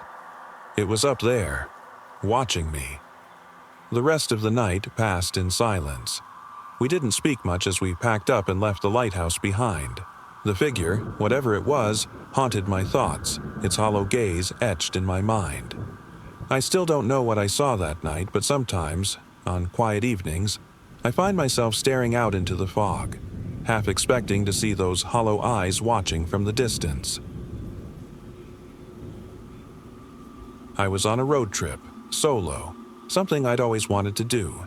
Just me, my car, and the open road stretching ahead. I decided to take a scenic route, away from the highways, weaving through small, forgotten towns. The goal was simple: get lost in the quiet and enjoy the freedom of being alone. By the time the sun started to set, I was deep in unfamiliar territory. The winding road was flanked by endless fields of tall grass that seemed to stretch forever. There was nothing around, just miles of isolation and silence. I rolled down the windows, letting the cool air fill the car, the only sounds being the soft hum of the engine and the occasional chirp of crickets. As the light faded, I found myself searching for a place to stop for the night. There was no sign of a town or motel for miles, just endless fields and a single, overgrown dirt path leading off to the side of the road. It wasn't much of a choice, but I decided to follow the path, hoping to find a clearing to park and rest. The path led me to a small, abandoned barn surrounded by broken-down fences. It wasn't much, but it offered shelter. The place felt like it hadn't been touched in years, with weeds growing thick through the cracks in the wood. I parked near the entrance, killed the engine, and sat in the silence, the only sound being the wind rustling through the trees. It wasn't long before I realized I wasn't alone. At first, I thought maybe it was just an animal, but the feeling of being watched was too distinct. I shook it off, telling myself it was just my imagination, but the sensation didn't fade. I decided to explore the barn, curious about what might be inside. The door creaked open, revealing a musty, dark interior. I stepped cautiously, the floorboards groaning under my weight. The air was thick with dust, and the smell of decay lingered. What was once used to store hay and farm tools had become a hollow shell of rotting wood and forgotten belongings. I moved further into the barn, shining my flashlight around the dusty space. Old furniture covered in layers of grime, rusted tools scattered on the floor. There was nothing of interest, just reminders of what the place once was. I felt my unease growing, but my curiosity kept me going. That's when I saw it. A figure standing in the far corner of the barn, barely visible in the dim light. My breath hitched as I froze, unable to look away. The figure didn't move, didn't react, just stood there in the shadows, watching. Panic surged through me, but I forced myself to step closer, my flashlight shaking in my hand. I didn't want to believe what I was seeing, but there it was.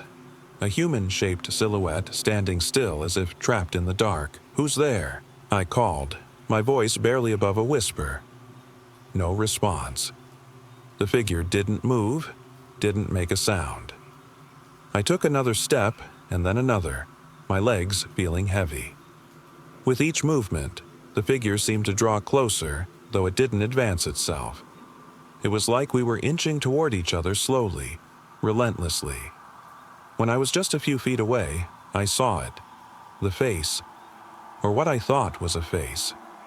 Hollow, sunken eyes stared back at me, void of any life or expression. The features were distorted, almost alien. I couldn't tear my gaze away. The barn creaked again, and then, without warning, the figure took a step forward. I stumbled backward, tripping over some debris and falling to the ground. My heart pounded as I scrambled to my feet, trying to escape, but the figure moved faster than I could comprehend. I sprinted toward the exit, my flashlight bouncing wildly in my hand. I could hear the sound of heavy, dragging footsteps behind me, growing louder, closer. My legs felt like they were on fire as I burst through the barn door, gasping for air. When I reached my car, I fumbled with the keys, my fingers shaking uncontrollably. I didn't look back, didn't stop. I didn't stop until I was miles down the road, the figure far behind, lost in the darkness. I still don't know what I saw that night. Whatever it wasn't human. It wasn't supposed to be there. But I do know this: I'll never take another solo road trip into the unknown. I don't remember exactly when I noticed something strange. It wasn't a specific moment, more like a slow, creeping feeling that followed me for days. I was spending a week at my family's lake house, a place we've always gone to relax. Nothing special, just a quiet cabin on the edge of a still lake surrounded by forest. The first few days were peaceful, just me and my parents. We spent our time fishing, hiking, and reading. The lake was calm and the forest stretched endlessly around us. I figured it was just one of those perfect summer trips where nothing goes wrong. But then the dreams started. I'd wake up in the middle of the night, soaked in sweat, my heart pounding. The dreams weren't anything like the usual ones. No monsters, no shadows lurking in the dark. It was more like silence. A deep, oppressive silence that felt too heavy to breathe in. The forest, the lake. It was all too quiet. I could hear my own breathing, and nothing else. No crickets, no rustling leaves, no waves lapping at the shore. Just a complete void of sound. The third night, it happened again. I tried to shake it off, telling myself it was just the quiet surroundings messing with my head. I got out of bed and stepped onto the small porch, hoping a breath of fresh air would clear my mind. But as soon as I stepped outside, I felt it. Something wasn't right. The lake, usually serene and reflective, had become unsettlingly still.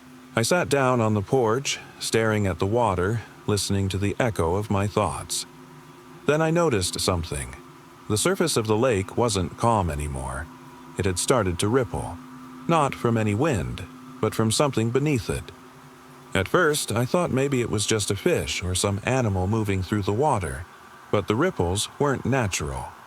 They formed a pattern, slow and deliberate.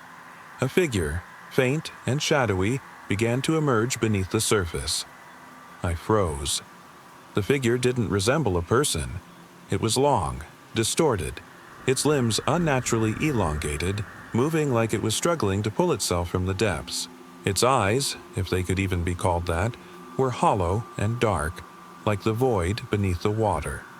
I couldn't look away. I wanted to scream, to run, but my body wouldn't move. The figure seemed to glide toward me, its movements unnatural, like something from a dream, too wrong to be real. I could feel its gaze, even though it had no visible face. I couldn't comprehend what I was seeing, but I knew it wasn't something human. Then it vanished. The water grew calm again. I blinked, not sure if what I had seen was real. The air felt heavy, and I sat there for what felt like hours, too afraid to move. Eventually, I forced myself back inside, locking every door and window. The next morning, my parents woke me up as if nothing had happened. The sun was shining, and everything seemed normal. We went about our day, fishing, laughing, trying to forget about the quiet nights. But I knew deep down that something had changed. It's been years since that trip, but I still visit the lake house. The dreams haven't stopped, and sometimes in the stillness of the night, I wonder if I'll see that figure again, waiting beneath the surface, watching. It was a summer evening, and I decided to take a walk through the old neighborhood park. The sun was just starting to set, casting long shadows across the overgrown trails. I had lived in this town my entire life, but I had always avoided this park, partly because it had a reputation, mostly forgotten now, of being haunted or unsettling. People used to talk about strange noises, whispers, and figures moving through the trees, but I never paid much attention to those stories. That night, though, I needed some quiet, some space to clear my head. The park wasn't far from my home, just a short walk away. It was the kind of place where time seemed to stand still, where the old oaks loomed over the trails and the air smelled thick with the scent of pine and earth. As I strolled down the main path, the woods on either side seemed darker than I remembered, the trees taller and more imposing. The usual sounds of the city were distant now, just the rustle of leaves and the faint hum of insects. The silence was unnerving, almost oppressive. I had a strange feeling, as though the forest itself was watching, waiting for something. I continued walking, my footsteps crunching softly against the gravel path. I passed by an old wooden bench, splintered and half-rotted, its paint chipped and faded. It had been there forever, the kind of thing no one really paid attention to anymore. But something about it caught my eye. A faint scratch, almost too faint to notice, ran down the bench's surface. The marks looked as if they'd been made by long, sharp claws. I paused for a moment, staring at the bench, my heart thudding harder. It couldn't have been anything natural. No animal could have left such clean, precise scratches. Maybe kids had vandalized it, but the deeper I looked, the more I felt an overwhelming sense of wrongness, as though those marks weren't meant to be there at all. I shook off the unease and kept walking, telling myself it was just my imagination playing tricks on me. But as I ventured further into the park, I noticed something strange. The trees weren't swaying with the breeze like they should have been. Instead, the branches hung motionless, as if the wind itself had vanished. Then came the sound. A low, raspy whisper carried by the stillness. It came from behind me, soft and indistinct, as though it had traveled from far away. I stopped, listening, but the whisper faded before I could make out any words. My stomach twisted into knots, and I forced myself to keep walking, faster now, as though I could outrun whatever had made that sound. As I turned a bend in the path, I saw something ahead, a figure partially obscured by the thick trees. It wasn't moving, just standing there, silhouetted against the last light of the setting sun. I stopped, my breath catching in my throat. The figure didn't look human. Its outline was too tall, too lanky, with limbs that bent in ways they shouldn't. Shadows seemed to crawl along its body, swallowing it whole. I tried to convince myself it was just a trick of the light, but the longer I stared, the more I felt something stir inside me. A primal fear I couldn't explain. The figure didn't make a sound, didn't shift or move. It simply stood there, watching me. I forced myself to look away, to keep walking. But as I passed, I could feel its gaze on me, cold and unrelenting. I clenched my fists, willing my legs to carry me faster. A rustling behind me snapped my attention back. I spun around, expecting to see nothing. But there it was again. The whisper, now louder, more insistent. It wasn't words, just fragments, like someone muttering in a language I didn't recognize. The figure was gone, but the trees seemed to bend toward me now, their branches brushing the path like fingers reaching out. The unease grew until it felt unbearable. I glanced down at my phone. No signal. Of course, there was nothing but static in this part of the park, and I had no way to call for help even if I wanted to. Suddenly, I heard the sound again, this time closer than I'd ever imagined. It was right behind me now, following, breathing down my neck. My legs wouldn't move. I was frozen, staring into the woods, unable to tear my eyes away from the darkness that seemed to stretch forever. Who's there? I whispered, my voice cracking. No answer. Just the whisper. Louder now, almost as if it was coming from inside my head. And then, just as suddenly as it had started, everything fell silent. The whisper, the rustling, the feeling of being watched. All of it disappeared. I didn't dare turn around. I kept walking, every step trembling beneath me. I didn't know if I was imagining it, but I could have sworn something was still there, hidden just beyond the edge of my vision. The park finally gave way to the street, and as I walked back home, I couldn't shake the feeling that I was still being followed. The whispers echoed in my ears, and I didn't dare look back. I've never gone back to the park. The night it happened, I was driving home from a late shift. I always took the same winding route through the countryside, cutting through deserted backroads that few ever traveled after dark. There's something unsettling about these roads. No streetlights, no signs of life, just miles of empty fields and trees on either side. It's the kind of place that always feels like it's hiding something. That night, the air was unusually cold, even for late October. The moon was almost full, casting a dim, eerie glow over everything. The silence was overwhelming. No cars, no distant sounds of animals, just the low hum of the tires on the cracked asphalt. I wasn't in a hurry to get home, so I kept my speed steady, the familiar stretch of road ahead seemingly endless. That's when I noticed something strange. In the distance, I saw a figure standing on the side of the road. At first, I assumed it was someone waiting for a ride, but there was something off about it. How still it was. How unnatural. I slowed down as I approached. The figure didn't move, didn't flinch. It was just standing there, its back to me. I could barely make out its shape in the dim light, but I could see enough to tell it wasn't human. Its form was too tall, too thin, like it didn't belong in this world. My heart began to race as I drove past, gripping the steering wheel tighter. I glanced in my rearview mirror, expecting to see the figure still there. But it wasn't. I told myself I had imagined it, that the shadows had played tricks on my eyes. But then I saw it again, this time, closer. The same figure was standing at the edge of a field, facing me directly. Its silhouette was more distinct now, and I could make out its long, slender arms hanging limp at its sides.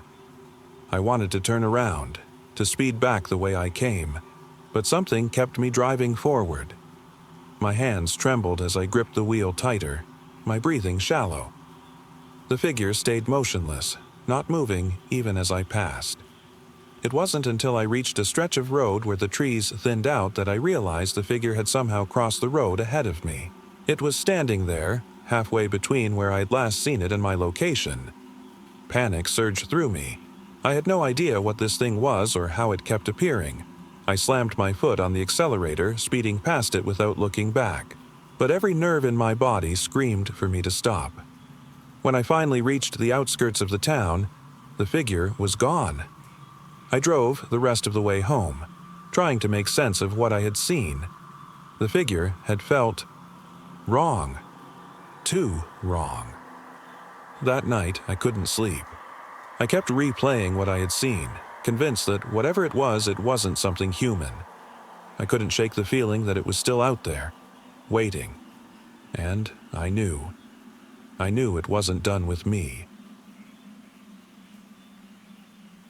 It was a scorching summer day when I decided to go for a drive. I'd always loved the open road. There was something freeing about it, something that made me feel alive. That's what I told myself, at least, as I packed some snacks and set off, not really knowing where I was headed. The sun beat down mercilessly, casting long shadows across the cracked, dusty roads. I didn't care about the destination, just the journey. Hours passed as I cruised through deserted country roads, the only sound being the low hum of my car and the occasional rustling of wind through the tall grass. As the sun began to set, I found myself driving past an old, long-forgotten cemetery. It was small, nestled between rolling hills and forgotten farmland, surrounded by a thick, weathered iron fence. The gate was hanging open, creaking slightly in the breeze. Something about it drew me in, though I wasn't sure why. I decided to stop, telling myself I was just curious. The cemetery was eerily silent, the headstones leaning at odd angles, barely readable beneath a thick layer of moss. I wandered through the rows of graves, each one worn and forgotten. The sunlight was fading fast, and I felt the oppressive quiet closing in around me. There was something wrong about this place. Not just the silence, but the way the shadows seemed to stretch unnaturally, as if the light itself was bending around the graves. It wasn't until I stumbled upon an old, crumbling mausoleum that the feeling of unease became too much to ignore. The door hung open, rusted and creaking as if inviting me inside. I hesitated for a moment, but curiosity got the better of me. Inside, the air was thick and musty, the faint smell of decay lingering in my nostrils. The walls were lined with faded, crumbling inscriptions, each name barely legible. I moved deeper into the darkness, my flashlight casting shaky beams across the space. That's when I saw it. A figure stood at the far end of the room, unmoving. My breath caught in my throat as I froze. It wasn't human, not exactly. Its shape was twisted, features distorted in the dim light. Hollow eyes stared blankly at me, and I could see cracks running through its skin, almost as if it were made of clay that had been left to crack and decay. Who's there? My voice was barely a whisper, but it echoed unnaturally through the mausoleum. The figure didn't move, but I could feel its gaze on me. The oppressive silence grew thicker, and I took a hesitant step back. The flashlight flickered, casting shifting shadows that danced around the walls, making the figure look more monstrous with every movement. I wanted to run, but my legs wouldn't move. I was rooted to the spot, unable to look away from those hollow, staring eyes. There was a low, grating sound, like gravel being dragged across stone, and suddenly the figure stepped closer. I could feel my heart pounding in my chest as I backed further into the shadows. My flashlight illuminated more of the room, revealing cracks in the floor, the walls, even in the ceiling above. It felt as though the very structure of the mausoleum was breaking apart. Then came the whisper, soft, barely audible, yet it seemed to echo in my head. You shouldn't be here. The voice wasn't human. It was deep, distorted, and came from all around me. I felt the weight of it pressing down on my chest as if the very air had grown heavier. My breath quickened and I forced myself to move, stumbling toward the door. But as I reached for it, I felt something cold and clammy brush against my arm. I spun around, the flashlight barely illuminating the space. The figure was right behind me now, closer than I had realized. It reached out, long, bony fingers extending, and I could see the cracks running across its skin, the same as the walls, the floor, the ceiling. It didn't need to speak again. I already knew it wasn't going to let me leave. I screamed, a sound that echoed off the cold, damp stone. But then, everything fell silent once more. When I woke, the sun was high in the sky, and the cemetery was silent as if nothing had ever happened. My car was parked where I'd left it, the gate still swinging gently in the breeze, but I didn't dare go back inside the mausoleum. I couldn't bring myself to.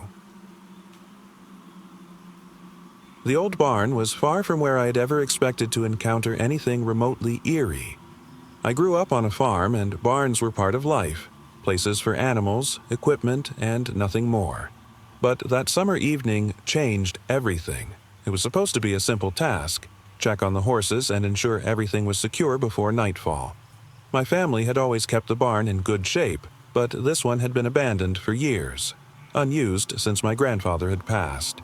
Most of the time, we avoided going near it. Something about the way it loomed in the distance always made my skin crawl. I remember walking across the overgrown fields, the tall grass brushing against my legs as the sun dipped low, casting long shadows across the landscape. The barn sat a few hundred feet away, its wooden frame creaking slightly in the breeze. I had to see if the horses were okay, even though I didn't like the way the air felt around it. The moment I stepped inside, the silence was overwhelming. Dust floated in the slanting light that seeped through a broken roof panel. It was strange. Everything was as I remembered. But there was something else, a smell. Musty and old, but beneath that, something faintly metallic. I couldn't place it. As I moved deeper into the barn, the air grew colder, biting at my skin. The sound of my footsteps echoed unnaturally. The faint noise of hooves clattering against the wooden floor like they were dancing, tapping in a pattern I couldn't quite make sense of. It didn't belong to the horses. I stopped. My breath misted in the stillness as I strained to listen. The clattering continued, but now it seemed further away, like something was moving deeper into the barn. I wasn't sure if it was my imagination, but the shadows appeared to shift, bending in ways they shouldn't have. They seemed alive, writhing like dark tendrils, stretching longer than they should in the dim light. Something was watching. I called out to the horses, but the silence swallowed my voice. There was no response, only the distant clattering sound that was now getting closer. I could feel the cold radiating off the wooden beams, seeping into my bones. That's when I saw it. At the far end of the barn, barely illuminated by the fading light, a figure stood motionless. It wasn't human, at least not entirely. Its shape was twisted, distorted, and though its face was obscured, I could feel the weight of its gaze.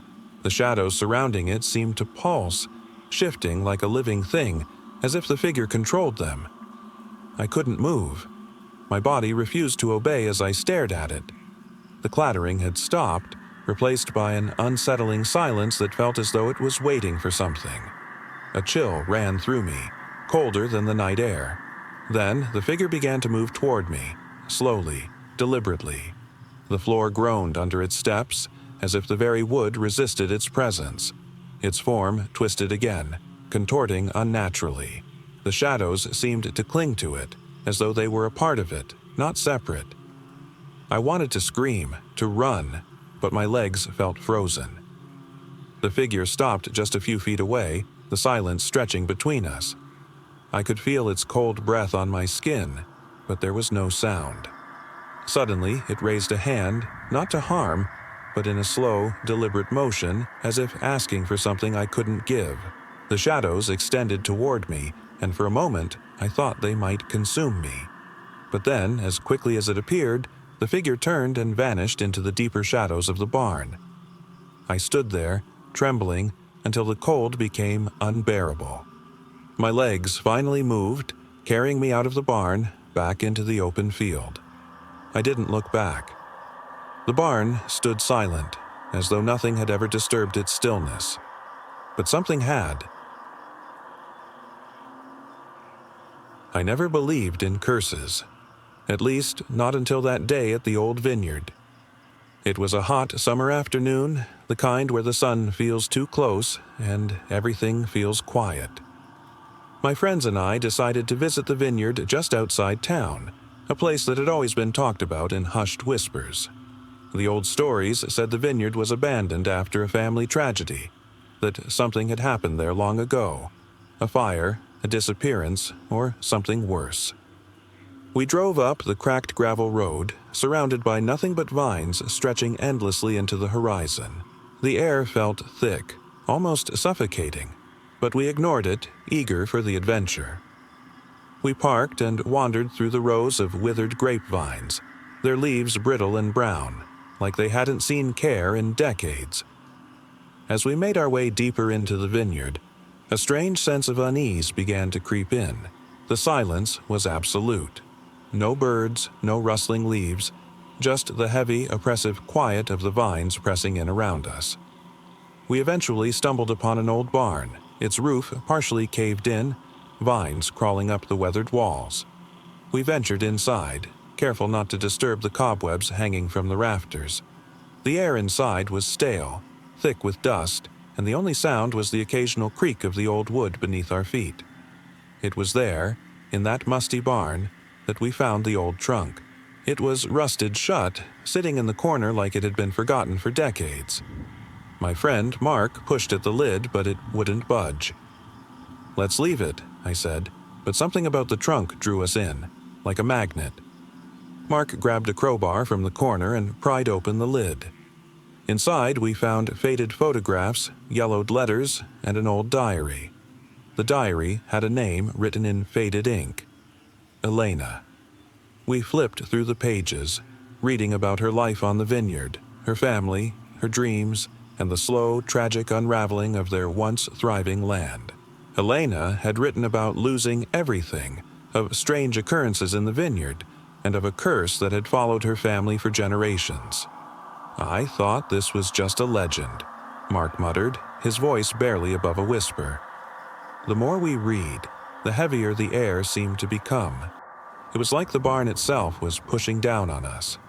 Suddenly, a chill ran down my spine as I read something that stopped me cold. They say the vineyard takes what it wants, and what it wants is you. Before I could even process what I'd read, a sudden, sharp sound echoed through the barn, like something had snapped. We all turned, eyes wide, hearts pounding. The trunk slammed shut on its own, with a resounding crash that reverberated through the silence. Something was wrong. Something had changed. As we stepped outside, the vineyard felt different. The sun seemed to dim, and the once quiet air buzzed with a low, unnatural hum. I glanced back at the barn, but it was gone, replaced by a thick wall of vines that hadn't been there before. We ran. The vineyard stretched endlessly, but we didn't stop, feet pounding the dry dirt, hearts hammering in our chests. Every step felt like we were running through a dream. Everything around us twisted and distorted. That's when we heard it. Whispers. Voices on the wind, calling to us. Soft at first, then louder and more insistent. They weren't human voices. They were cold, hollow, and filled with a dark hunger. We didn't stop, even when the vines began to close in around us. We could feel something. Watching. Waiting. As if the land itself was alive. Breathing and yearning. When we finally broke free from the vineyard, the town was nowhere to be seen. The road that had brought us there had vanished. We wandered aimlessly, lost and terrified, the echoes of those whispers still lingering in our ears. To this day, we've never spoken of what happened that afternoon. The vineyard isn't talked about anymore, and the old town avoids it entirely. But I know one thing. There's something out there, something waiting, buried deep in the vines, and I'm not sure it's ever truly gone. I never thought a simple trip to the library could go so wrong, but that's exactly what happened. It was a quiet Thursday evening, and I'd gone to return a book I had borrowed earlier in the week. The library was one of those old, sprawling buildings with creaky wooden floors and shelves that stretched from the floor to the ceiling. The place had always felt peaceful during the day, but at night, it transformed into something entirely different. I arrived around 8 p.m., just as the sun was starting to set. The place was empty except for the dim lights glowing faintly from the ceiling. I preferred it like that. No distractions, just the quiet rustling of pages and the creak of old furniture. I found a book I had meant to return and walked toward the front desk. As I approached, I noticed something strange. The door behind the counter, usually locked, was slightly ajar. I paused, unsure. No one had ever left that door open before. It wasn't a staff door either, more of a storage room or maintenance access. I took a step closer and pushed it open just enough to glance inside. It was empty, or so I thought. But there was a smell, something old and musty, like forgotten history.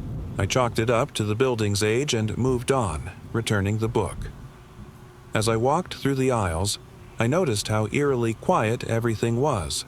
The sound of my footsteps echoed off the shelves, amplifying the silence. I half expected to hear the distant shuffle of someone else's steps, but there was nothing but my own. It wasn't until I came to the farthest corner of the library that things took a turn. The lights flickered, casting long shadows across the bookshelves. My skin crawled, but I told myself it was just the building settling. I'd always liked old libraries, but now something felt off. I continued down the row, heading toward the fiction section, when I saw it. A figure, just a shadow, barely distinguishable from the dim light. It stood still, as if waiting for me. I froze, heart pounding, but something told me to look away. So, I did. It wasn't until I had taken a few more steps that I heard it. Soft, deliberate footsteps echoing behind me. I spun around, expecting to see someone, but there was no one there. The aisle behind me was empty. I stood there, frozen, my eyes darting between the rows of books. The silence stretched on, heavy and oppressive. Then I heard it again, this time, closer. I could feel someone behind me, even though I couldn't see them. My chest tightened and my breath quickened. I wanted to run, but my legs wouldn't move. I was rooted to the spot, unable to look away from the space behind me. Then, a voice, low and hollow, like it was coming from somewhere beyond the shelves. "Who's there?" My stomach dropped. I didn't dare answer. The voice wasn't angry, but it wasn't human either. It was patient, waiting. I felt like something was drawing closer, closer, closer. A sudden crash from deeper inside the library made me jump. I didn't think, just ran.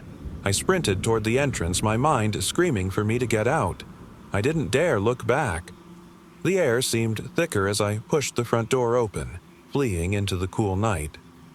I didn't stop running until I was home, and even then, I couldn't shake the feeling that something had followed me out of that library. To this day, I haven't gone back. I never thought a simple evening trip to the beach could turn into something so terrifying. It wasn't supposed to be anything more than a quick getaway with a few friends. Just a drive down to the coast, a few hours of quiet by the water, and the calm of the waves lapping against the shore. We arrived around sunset, the sky a canvas of deep oranges and purples. The beach was nearly empty, save for a few other couples and a group of friends setting up a fire further down. The air was crisp but not cold, the sound of the waves a soothing backdrop. My friends and I found a spot near the water, spread out our blanket, and cracked open a few beers. It was perfect, peaceful, relaxing. We talked about nothing important, watching the horizon as the sun dipped lower into the sea. It was when the sky went dark that things started to feel off. The first clue came when I noticed the distant glow of a single flashlight, bobbing up and down as if someone were walking toward us along the shore. I didn't think much of it at first, maybe someone out for a late-night stroll. But then I noticed the way the light kept moving erratically, as if they couldn't decide where they were going. "Hey, does anyone else see that?" I asked, pointing toward the light. My friends followed my gaze, squinting into the darkness. "Probably just someone lost," one of them shrugged. but I couldn't shake the feeling of unease. The closer the light got, the more it seemed to flicker, as though whoever was carrying it couldn't see what they were doing. It bobbed and darted erratically, weaving along the water's edge like something lost at sea. Then, suddenly, the light disappeared. I was about to dismiss it when a low, guttural moan carried over the sound of the waves. My friends froze, glancing around. "What was that?" someone whispered. We all strained our ears, searching the darkness. The moan came again, this time louder, more distinct. It didn't sound human, more like a creature, something primal and unsettling. The moans echoed between the cliffs, bouncing across the empty beach. "Let's get out of here," someone said, their voice trembling. We grabbed our stuff and started walking back toward the car, the unease growing with every step. I kept looking over my shoulder, expecting to see something in the darkness, but there was nothing, just the endless stretch of black beach stretching before us. It wasn't until we reached the car that the second clue hit me. My phone buzzed. No service. Not a single bar. The town was only about 20 minutes away, and usually we'd have signal. But now, nothing. My friends and I exchanged uneasy glances as we climbed into the car. The air inside felt heavy, oppressive. I couldn't shake the feeling that we were being watched. As I drove, I kept glancing into the rearview mirror. The beach was behind us, just darkness now, but I still felt like something was there, something following us. That's when I saw it, barely visible in the dim glow of the headlights. A figure, tall, thin, and hunched over, walking in the opposite direction from us, toward the shore. I slammed on the brakes, my heart hammering in my chest. "Who the hell is that?" one of my friends whispered, staring in shock at the figure. I couldn't answer. The figure didn't look human. Its head was tilted at an unnatural angle, as though it were studying us from afar. And that flashlight, it wasn't being held properly. It bobbed erratically as if whoever was holding it couldn't see straight. The figure moved closer to the water's edge, fading in and out of the darkness, then stopped. It stood there, motionless, staring in our direction. My friends and I didn't wait to find out what it was. I hit the gas, tires squealing as we raced back toward town. The whole way, I kept glancing back, expecting to see the figure chasing us. But it was gone. When we got to the edge of town, I pulled over, gasping for air. The tension was still there, but nothing followed us. Still, I couldn't shake the feeling that something had watched us, waited, and we had been too blind to notice. We've never spoken of that night again. It was supposed to be just a quiet day in the park, like any other. My friends and I decided to visit a local nature reserve, one we had gone to several times before. The plan was simple. Take a leisurely stroll through the trails, enjoy the quiet, and maybe spot some wildlife. The reserve was vast, sprawling with dense forests, winding paths, and open meadows. The air was fresh, and apart from the chirping of birds, there wasn't a sound. We had been walking for hours, soaking in the peace, taking turns spotting birds and tracking animal prints. Everything felt normal. Too normal. It was around mid-afternoon when something changed. We took a break by clearing near a small, overgrown pond. My friend Emma bent down to dip her hand into the water, running her fingers through the surface. As she did, there was a faint ripple, and she froze. "Did you see that?" she whispered, her voice barely audible. We all gathered around, following her gaze. The pond looked calm, but there was something strange about it. Like the reflection wasn't quite right. The surface of the water didn't ripple naturally. It shifted in unnatural ways, as if there was something beneath the surface, watching us. I had seen enough horror movies to know that something wasn't right, but I tried to push those thoughts away. "Maybe it's just the wind," I suggested, though my voice trembled. Emma shook her head. "No, that wasn't wind. It was like something moved under the water." We exchanged glances, unsure what to make of it. The park had always been peaceful. There was no history of accidents, no reports of strange occurrences. Still, that feeling of unease lingered. We decided to leave the clearing and continue down the trail, hoping to shake off the strange feeling. But as we walked further, something felt off. The trees seemed to close in around us, their shadows darker than they should have been. The birdsong had stopped entirely, and there was an eerie silence hanging over the forest. We reached a fork in the path, unsure which way to go. The map we had brought was missing, and no one remembered where we had left it. We stood there for what felt like hours, the tension growing with each passing second. It was Emma who noticed it first. Footprints. They were small, barely noticeable in the dirt, but they looked fresh. They didn't belong to any of us. "Someone's been here," she said, her voice trembling. I crouched down, inspecting the prints. They weren't human. They were long, claw-like marks, digging deep into the earth. My stomach twisted as I traced the prints, feeling their unnatural depth. "I don't like this," I muttered. "We should turn back." But none of us could bring ourselves to move. We were frozen in place, staring at the trail that seemed to go on forever. That's when we heard it. A low, almost imperceptible sound, like something breathing, just beyond the trees. It was soft at first, almost indistinct, but it grew louder, more insistent. My ears strained, trying to make sense of the sound, but it wasn't like any animal I had ever heard. It was closer now. Too close. "Run," Emma whispered. We didn't need to be told twice. We bolted down the trail, sprinting through the thick forest, our hearts pounding in our chests. The trees blurred as we moved, but no matter how fast we ran, the sound seemed to be right behind us, never fading. We came to a clearing, and that's when we saw it. It wasn't an animal or a person. It was something else entirely. A figure, tall and gaunt, standing in the middle of the path. Its skin was stretched tight over bone, its eyes hollow and empty. It didn't move, but I could feel its gaze on us, unrelenting. "We have to go," I yelled, pulling my friends along. We didn't stop running until we broke through the trees and reached the edge of the park, gasping for breath. When we looked back, there was nothing there.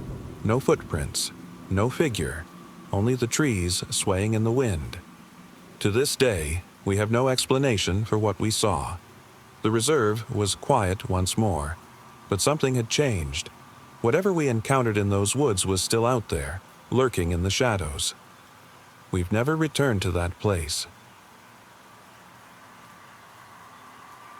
I was 13 when it happened, during a summer trip to my grandparents' old farmhouse. It wasn't just any trip. It was supposed to be a simple visit, full of farmland sunsets and lazy afternoons. But from the moment we arrived, something felt wrong. The farmhouse itself was isolated, sitting at the edge of an overgrown field, far from any neighboring houses. My parents assured me it was just an old family home, quiet and peaceful. But from the moment I walked in, a strange sense of unease took hold. That first night, I couldn't sleep. The old wooden floorboards groaned under the weight of each step, and the creaking of the house seemed louder in the silence than it should have been. I lay awake, staring at the ceiling, when I heard a faint rhythmic tapping. It wasn't coming from inside the house, it was from outside. At first, I dismissed it as some small animal, maybe a bird or a raccoon, but the tapping grew louder and more deliberate as the hours passed. In the morning, I asked my grandmother about the noise. She shrugged, a little smile playing on her lips. "Just the old trees. The wind does strange things out here." But the look in her eyes said she didn't believe it either. The days passed, but the tapping never stopped. It wasn't just random anymore. It was constant. I began to hear it even when I was awake, echoing through the empty halls of the farmhouse. The feeling of being watched grew stronger, and no matter where I went, I felt like I was being followed by unseen eyes. One afternoon, I decided to explore the surrounding fields. They stretched out for miles, untouched by modern life, just the way they had been for decades. The air was thick with the scent of hay and soil. The trees creaked gently as the wind picked up, adding to the eerie atmosphere. I wandered far from the farmhouse until I could no longer see the building. That's when I saw it. A figure. Not far from where I stood, barely visible beneath the branches of a gnarled oak tree. It wasn't moving, just standing there, staring in my direction. My breath caught in my throat. The figure was tall, too tall, its form distorted as if it didn't belong in the world. I couldn't make out its face, only dark, hollow eyes that seemed to sink into its head, lifeless and empty. I wanted to run, but my legs wouldn't move. The figure remained still, unmoving, as though waiting for me. Slowly, I raised my hand, and with a trembling finger, I pointed. The figure didn't react. It didn't flinch or move. It just stood there, silent and endless. The tapping continued. Only now it wasn't coming from the trees anymore. It seemed to come from within me, a dull rhythm that echoed in my ears. I felt like I was being pulled toward the figure, drawn in by something I couldn't understand. I don't know how much time passed before I finally turned and ran. My legs moved faster than they ever had, back toward the farmhouse. The figure never followed. It simply watched, unmoving, as I fled. That night, as I lay in bed, I could still hear the tapping. It was quieter now, but still there, persistent and unrelenting. I realized that whatever I had seen wasn't something I could run from. It had become a part of me. We left the farmhouse the next day, but the tapping never stopped. I can still hear it sometimes, especially in the quiet moments when I'm alone. It's there, just beyond the edge of my vision, waiting. It was a late afternoon when I found myself walking through an unfamiliar forest. The dense trees stretched endlessly, their branches arching over the narrow trail, casting long, wavering shadows that danced in the fading light. The forest was eerily quiet. No birds, no rustling leaves, just the crunch of my boots on the dirt path. I wasn't supposed to be here. I'd gotten lost after taking a wrong turn while hiking alone. My phone had died hours ago, and now the sun was dipping below the horizon, leaving the forest in an unnatural twilight. My heart pounded as I tried to find a way back, but the trail seemed to have vanished, leaving only a maze of trees and endless undergrowth. As the sky darkened, a chill swept through the trees. I shivered, wishing I'd brought a jacket. The quiet was becoming suffocating, oppressive. Something about it felt wrong. The wind had stopped entirely, and the usual rustling of leaves was replaced by an eerie stillness that felt almost alive. I stumbled upon an old cabin, its roof caved in and windows broken, almost blending into the surrounding woods. It stood as if untouched by time, untouched by human life. I hesitated at the threshold, the memory of horror movies flashing in my mind. But the thought of spending the night out here, lost and alone, was worse. The interior of the cabin was dark, musty, and filled with the scent of decay. Old furniture lay scattered, rotting in the corners while cobwebs stretched from wall to wall. I could feel the weight of the silence pressing down on me. As I stepped further inside, the feeling of unease intensified, as if I wasn't alone. Something was watching me. I could feel it in the way the air seemed to thicken, in the cold that seeped into my bones. My breath came out in shaky puffs as I tried to shake the feeling, telling myself it was just my nerves. I fumbled in my bag, pulling out a flashlight, its beam cutting through the dim darkness. The shadows around me writhed as I moved, forming distorted shapes on the cracked walls. Then I heard it, a faint whisper, barely audible, as if someone were standing right beside me, murmuring words I couldn't quite make out.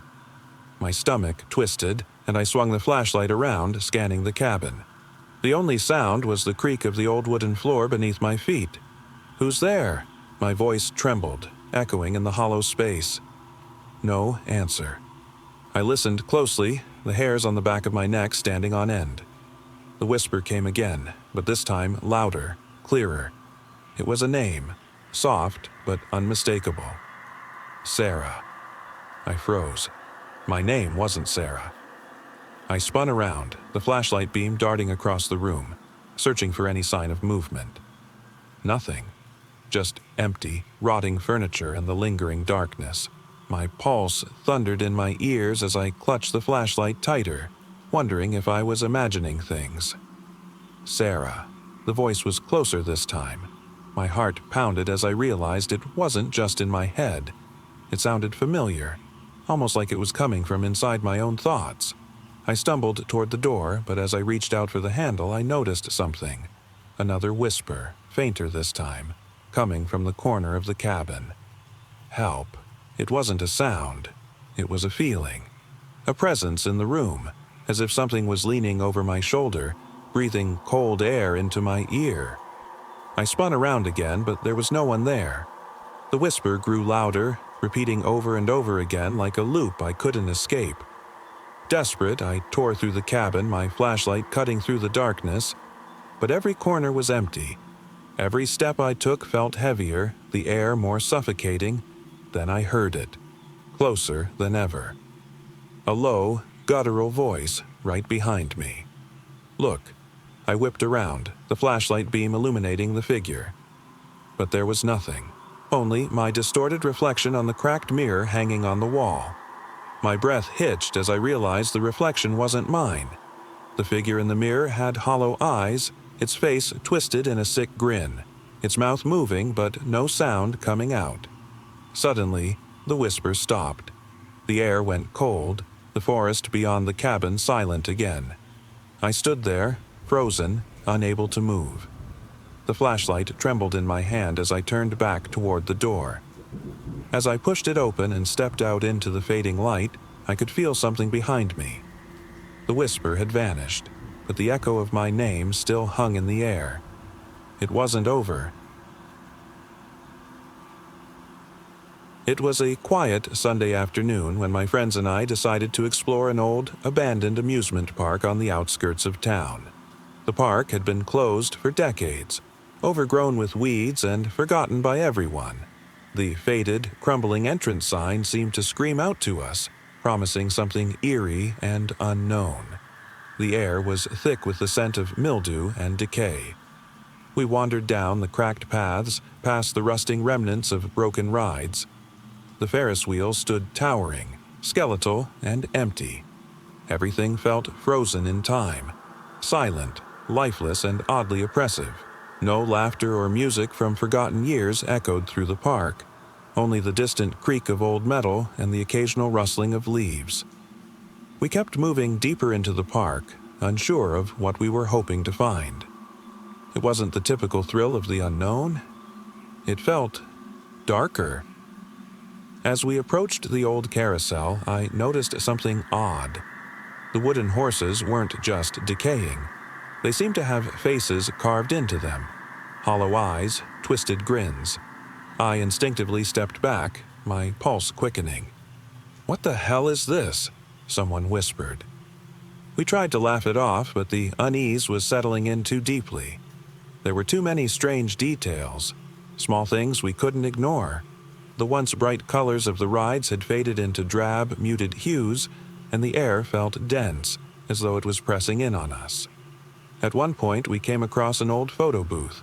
It was the only thing still relatively intact. The curtain was tattered, flapping in the wind, and the once vivid pictures printed from the machine were scattered across the floor. I bent down to pick one up, an image of a family smiling, frozen in time. But something wasn't right. The smiles were crooked, their eyes staring past the camera as if they were looking at something we couldn't see. Something about that photo sent a chill down my spine. I looked up, expecting to see my friends, but they had wandered off, further into the park. I hesitated for a moment before following them, clutching the photograph tightly. The deeper we went, the more things began to feel off. The sounds we had heard earlier, the creaking, the wind, began to shift into something unnatural. It wasn't just the rustling of leaves anymore, it was the faint, distant sound of laughter, but it wasn't coming from us. The laughter seemed to come from the depths of the park, distorted and hollow, echoing in ways that shouldn't have been possible. It felt like it was all around us, but we couldn't see a source. My friends exchanged uneasy glances, but none of us dared to speak. We eventually found ourselves near the old roller coaster, once grand, now rotted and skeletal. The metal rails were twisted, dangling in midair like broken teeth. Below it, there was an old wooden bench covered in mold. A single flicker of something caught my eye, a small faded envelope resting on the bench. I hesitated, but curiosity got the better of me. I knelt down and picked it up. It was sealed shut, but the paper was worn and fragile. I opened it carefully, revealing a single faded photograph inside. My breath caught in my throat. It was the same photo booth picture I had found earlier, a family frozen in time, but this one was different. The figures were closer, and their eyes weren't lifeless anymore. They were watching me, staring directly at me. Through the picture, as if they knew I had it, I could feel a cold sweat forming on my forehead. I glanced up, heart racing, and realized the laughter had stopped. The only sound was my own ragged breathing. Suddenly, my friends were screaming from deeper within the park. "Run!" someone shouted. "Get out of here!" I didn't think twice. I shoved the photo back into the envelope and bolted, my legs pumping as the distant cries of my friends echoed in the distance. I didn't stop until I reached the entrance of the park. The moment I stepped onto the pavement, the air seemed lighter, but my heart was still pounding. I didn't dare look back. That night, back home, I couldn't shake the image from my mind. The photo was still clutched tightly in my hand, the faces of the family still watching. I haven't been able to bring myself to throw it away. Whatever was out there in that park, whatever was left behind, it's still following me. I can feel it. And every night, I wonder if it's only a matter of time before it finds me again. It was late summer, and I decided to take a day off to explore the old abandoned amusement park. No one had been there in years, and the place had become a local legend. I remember hearing whispers about it being haunted, but I always dismissed those tales as just folklore. The park sat just a few miles from town, hidden between the trees, its entrance overgrown with weeds and ivy. When I arrived, the sight of rusting roller coasters and decayed ticket booths sent a chill through me. The once vibrant colors of the rides had faded to dull grays and greens. It was eerily quiet, the kind of silence that presses on your ears, making your own breathing feel too loud. I stood at the entrance for a long moment, feeling a mix of excitement and apprehension. I began exploring, walking through the empty park, my footsteps echoing on the cracked pavement. There was a sense of emptiness so profound, it felt as if the park itself was holding its breath. Everything seemed frozen in time, as if the park had been waiting for someone like me to come back. The longer I wandered, the more unsettling it became. The rides loomed above, their rusted tracks creaking softly in the wind. I passed the old Ferris wheel, its once bright lights now dull and flickering weakly. The carousel had lost its once lively tunes, now reduced to the faintest of echoes. I decided to check out the haunted house ride, the most infamous attraction. The faded sign above the entrance read, "Dark Carnival." I hesitated, standing at the entrance, my heart thudding in my chest. The thought of venturing inside made my stomach churn, but curiosity won out. I stepped inside. The first few steps felt normal enough, but as I moved deeper, I noticed something strange. The air grew colder, and the silence became more oppressive. Shadows seemed to dance along the walls, shifting in ways they shouldn't. I could hear distant whispers, but every time I turned, there was nothing there. At one point, I came to a part of the ride where mirrors used to reflect the illusion of endless hallways. But, instead of reflections, I saw something far more disturbing. Shadows that stretched and writhed as if they were alive. My breath hitched, and I quickly turned away, my pulse racing. The further I explored, the more the whispers became distinct. They weren't voices, but something far more sinister. low, echoing murmurs that seemed to come from inside my own head. I kept walking, trying to shake off the feeling of being watched. The walls around me seemed to pulse faintly, as if the place itself was alive. Suddenly, the ground beneath my feet shifted. I stumbled forward and fell, landing hard. As I scrambled to my feet, I saw something on the floor. A black handprint, impossibly large, as if made by something inhuman. My stomach twisted as I realized the prints led deeper into the maze of the haunted house. Terror gripped me, but I couldn't bring myself to turn back. The shadows felt closer now, watching, waiting. I pressed on, hearing the whispers growing louder, more insistent. It was as if whatever was there was feeding off my fear. Finally, I emerged from the dark maze and found myself back in the open air, beneath the pale light of the moon. I took a deep breath, trying to steady myself, but the feeling of being followed didn't fade. I glanced back toward the entrance of the haunted house. The whispers were now louder, as if they were surrounding me. Then I saw it, a figure standing motionless by the entrance, its face obscured by shadows. It wasn't human. Its eyes glowed faintly, a faint, otherworldly light that seemed to pierce through the darkness. I ran. I didn't look back. I sprinted toward the exit, every step feeling like it might be my last. The figure didn't follow, but I could still hear the whispers in my ears, clearer than ever. The next morning, I drove past the park on my way home. The place seemed just as desolate as before, but something felt different. The whispers still echoed in my head, and I swear I could hear them even now, as if whatever I encountered had found a way into my mind, and I could never escape it. I remember the night clearly, even though I wish I didn't. It wasn't like a typical horror story where something obvious happens and you can't look away. No, this was different. A quiet, unsettling terror that crept in slowly, unnoticed, until it was already too late.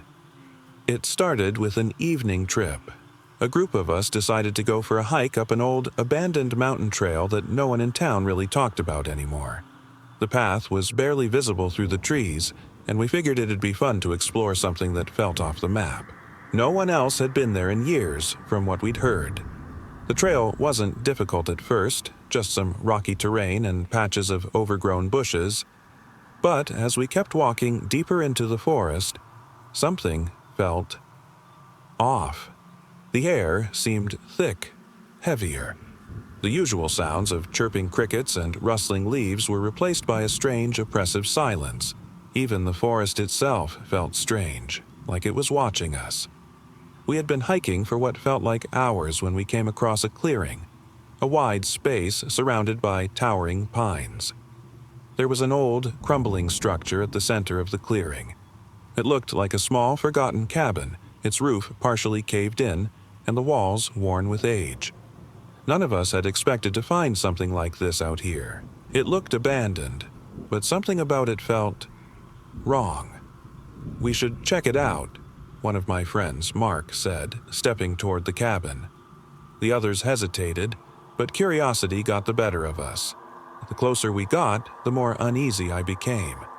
The silence seemed to thicken, as though the forest itself had swallowed all sound.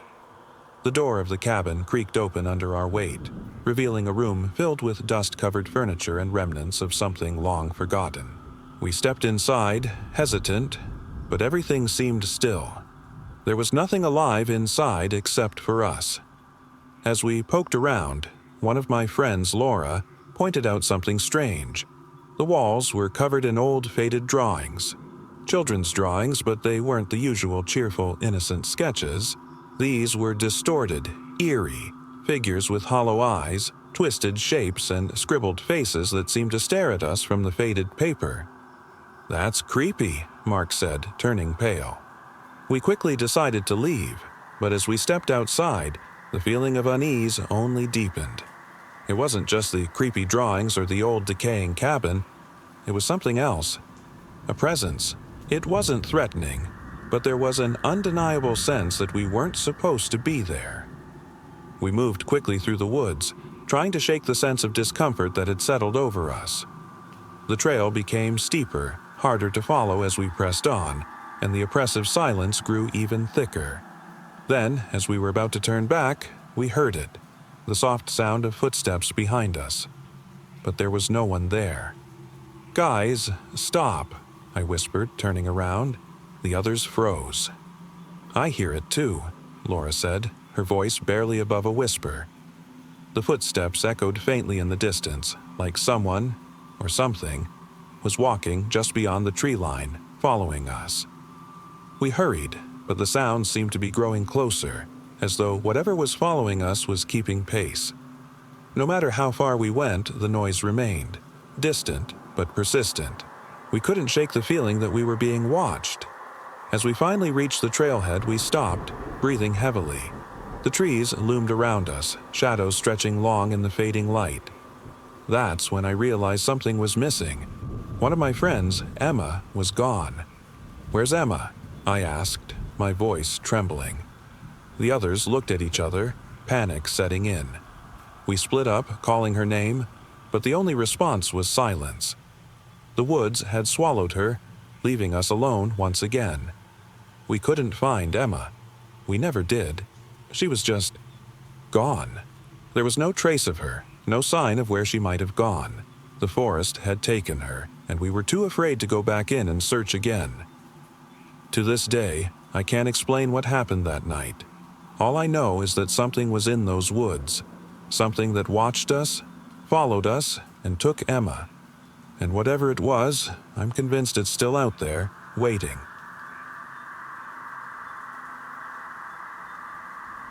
The day started like any other. I had been hiking on a trail deep in the mountains, a place I had visited countless times before. It was my usual escape, a chance to clear my head and breathe in the crisp mountain air.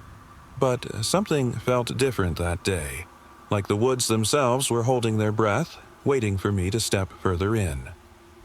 The trail twisted through towering trees, their branches arching over the path like ancient sentinels. I had always loved this trail. Its solitude, the sense of being far from the noise of the world. It was peaceful, or so I thought. I hiked for hours, the sound of my footsteps crunching beneath the dry leaves the only company. By midday, the sunlight had started to filter through the canopy, creating long, shifting shadows that danced along the forest floor. I paused, taking a swig of water from my bottle and looking around. The trees were older now, their trunks gnarled and thick, as though they had stood there for centuries untouched. That's when I heard it, a faint whispering almost like the wind. But there was no wind. It came from deeper within the woods, soft and almost melodic. I strained to hear, but the whispering faded before I could make out any words. Shaking my head, I convinced myself it was just my imagination, a trick of the quiet. But the whispering returned, this time louder, closer. It wasn't the wind, and now I was certain I wasn't alone.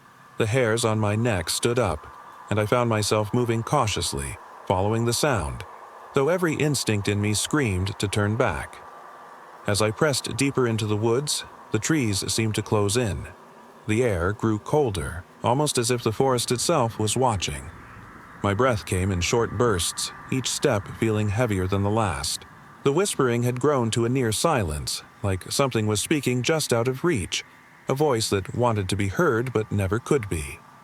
Then I saw it. At first, I thought it was a trick of the light, but there, standing between two trees, was a figure. It wasn't tall, nor did it move like a human. Its shape was indistinct, like a mass of shadows pulled together. It seemed to be watching me, though its eyes, if it even had eyes, were dark, hollow voids. Fear tightened my chest, but I forced myself to stay still. The figure didn't move, didn't react to my presence. It just stood there, unmoving, like it had been waiting for me. I wanted to turn and run, but my legs wouldn't obey. I couldn't look away. Then the whispering returned, more distinct this time. It wasn't words, but something deeper, something primal and ancient. The figure began to shift, its shape contorting and stretching in unnatural ways. It wasn't human, I knew that much, but it wasn't entirely creature either. Who are you? I whispered, my voice trembling. There was no response, only the whispering, growing louder now, almost deafening. My head throbbed, the sound reverberating in my skull. I squeezed my eyes shut, hoping it would go away, but when I opened them again, the figure was closer. Its shadowy form had shifted again, growing darker, more defined. Panic surged through me and I stumbled backward, my foot catching on a root. I fell, the rough ground scraping against my palms. I looked up, expecting to see the figure looming over me, but it was gone. The whispering faded, leaving only the sound of my own breath.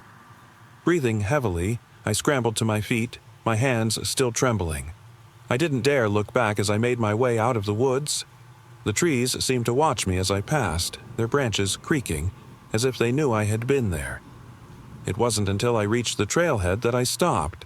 I turned to look back at the forest, but all I saw was the quiet, empty trees. The figure was gone, the whispering had vanished, but the feeling of being followed, watched, lingered. I never returned to that trail. Whatever had been waiting for me in those woods, I knew I could never escape it. And sometimes, when I'm alone, I can still hear the faint whispering, as if it's calling to me from the edge of the trees. It started with a simple drive. I had always been fascinated by old lighthouses, drawn to their solitude and the stories they seemed to hold. So, one weekend, I decided to take a trip to an isolated one perched on a cliff by the sea. It was something I'd always wanted to do, something to escape from the noise of daily life. The lighthouse was miles away from any town or signs of human life. The drive to get there was long, winding through narrow, desolate roads with nothing but trees and rocky cliffs on either side. The closer I got, the more the world seemed to shrink. By the time I arrived, the sun had begun to set, casting a long, eerie glow over the water below. The lighthouse stood tall, its white paint peeling and windows dark. The air smelled of salt and brine, and the only sound was the crashing waves below. I parked my car and began the short hike up the steep path leading to the base of the lighthouse. The only other thing besides the distant roar of the sea was the silence that seemed to engulf everything. When I reached the entrance, I pushed open the heavy wooden door.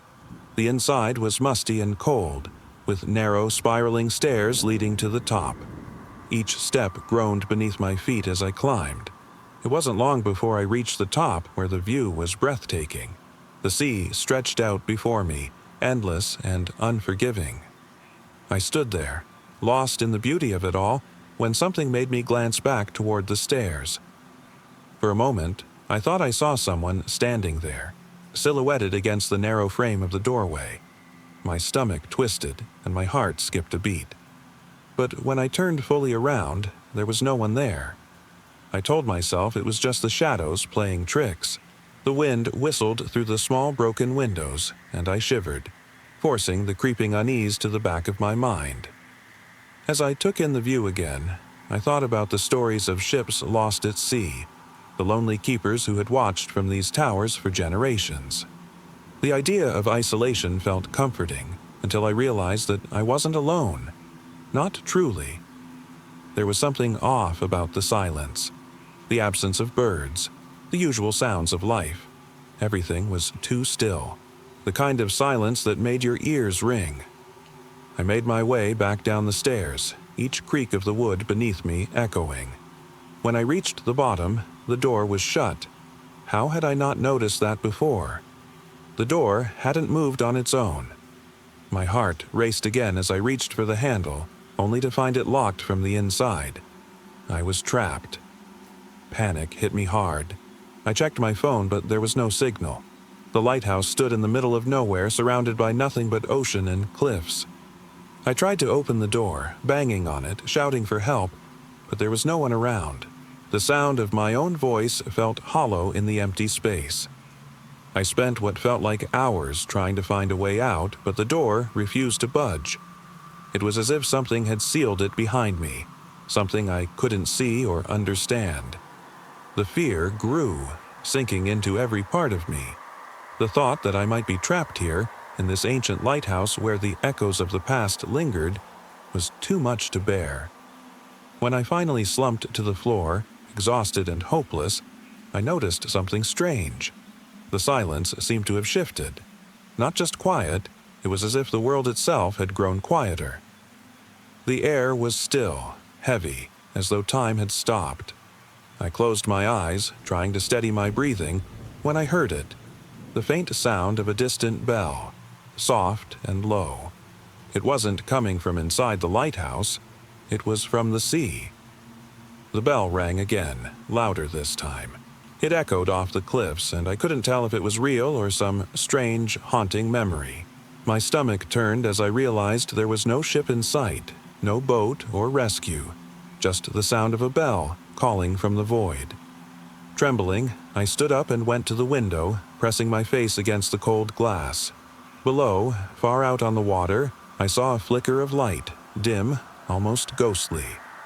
It moved closer, but the lighthouse had no boats or ships. No life should have been out there. I forced myself to look away, but the bell continued, growing louder and more insistent. I didn't know if it was real, or if my mind was playing tricks, but I knew one thing. The lighthouse wasn't just keeping watch over the sea, it felt like the sea was watching me. I never saw anyone outside, never found a way out, but the bell still echoes in my mind, always just out of reach. I don't know if anyone else heard it, or if I was the only one who ever would.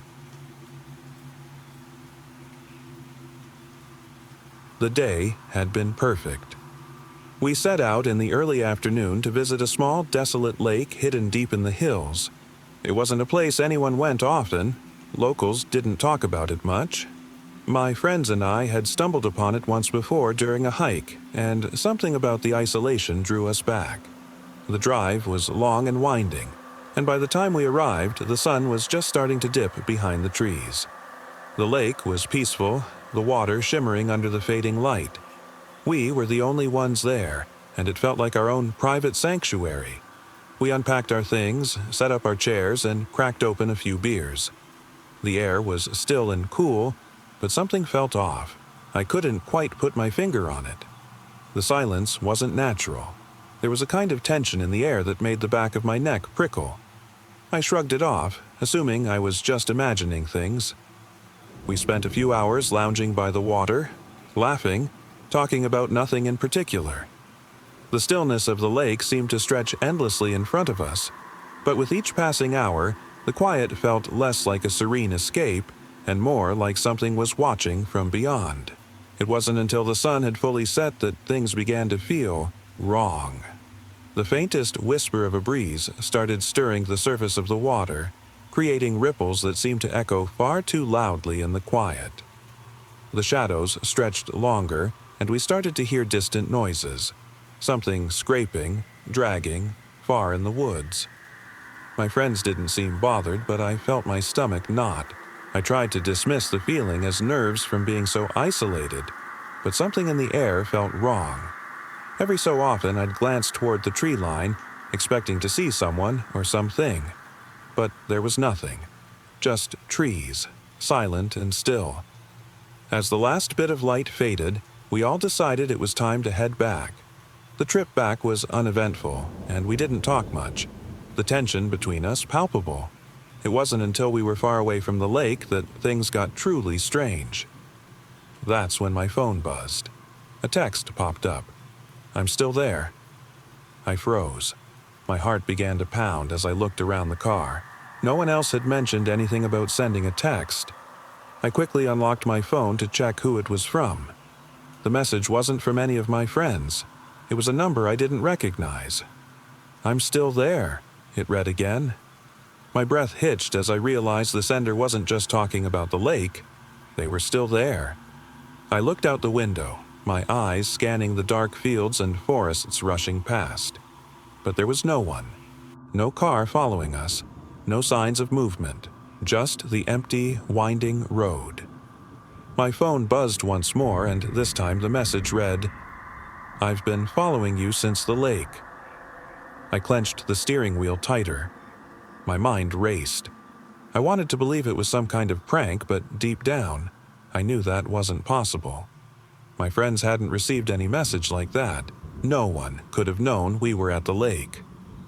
We pulled over at a small, desolate gas station on the edge of town. The place was eerily quiet, and the flickering neon sign seemed to reflect the same unsettling silence from earlier. I stepped out, trying to shake off the creeping paranoia, but the world outside felt off. As I filled the gas tank, I kept glancing back toward the car, waiting for something. Anything. A noise from behind made me whip around. Nothing. But I could swear someone was watching from the darkened edge of the forest. Their shadows stretched impossibly long under the gas station's weak lights. I hurried back to the car, my phone gripped tightly in my hand. As I slid into the driver's seat, my heart skipped a beat when the screen lit up again. I'm still here. This time, the message came with a photo, one of the lake. But it wasn't the peaceful image we remembered. The water was dark, and in the distance, barely visible in the fading light, something moved, something tall and unnatural.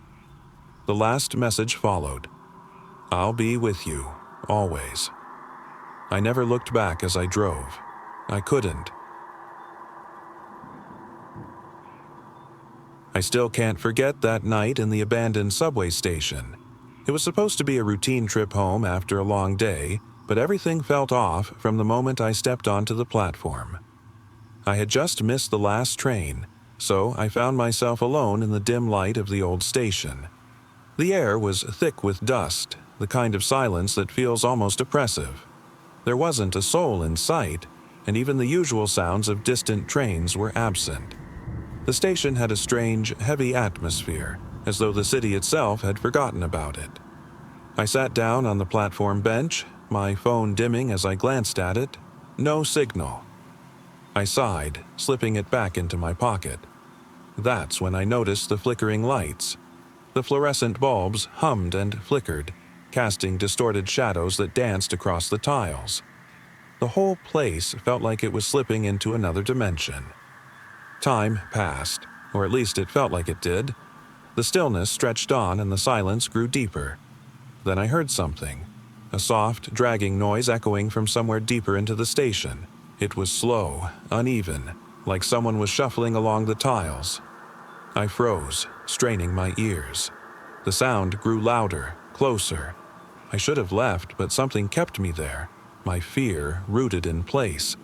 I wanted to run, but my legs wouldn't move. Then I saw it, a figure. It was tall, gaunt, and moving with a jerky, unnatural gait. Its face was obscured by a shadow, but I could see the unsettling way it tilted its head as if listening. The closer it came, the more I realized its footsteps didn't match any human pattern. They were uneven, like someone dragging something heavy behind them. I wanted to scream, but my throat was locked in place. I couldn't look away as the figure got closer. It wasn't until it was right in front of me that I saw it, a faint, hollow glow where its eyes should have been. The smell hit me first, something rotten and metallic. The silence broke into a low, distorted whisper, like the sound of something ancient and wrong. "Leave," it rasped, its voice sounding almost mechanical. "Not supposed to be here." In that moment, every instinct in my body screamed to run, but when I turned to flee, my legs buckled beneath me. The creature was gone, vanished like a memory. The subway station was still and empty once more, the lights flickering as though nothing had ever happened. I got up and made my way to the edge of the platform, my heart thudding in my chest. I didn't look back, and I didn't stop until I reached the safety of my home. Even now, I wonder what I saw that night, and whether it's still waiting for someone else to stumble into the darkness. I'll never forget that day. It started out ordinary enough. My friends and I decided to take a spontaneous trip to the nearby lake. We weren't expecting anything out of the ordinary, just a few hours of peace, some fishing, and maybe a swim if we felt like it. Nothing seemed unusual as we packed up and drove down the winding dirt road leading to the lake. We'd been going to this spot for years. It was remote, surrounded by trees and hills, with no cell service and few visitors, the kind of place where you could truly get away from everything.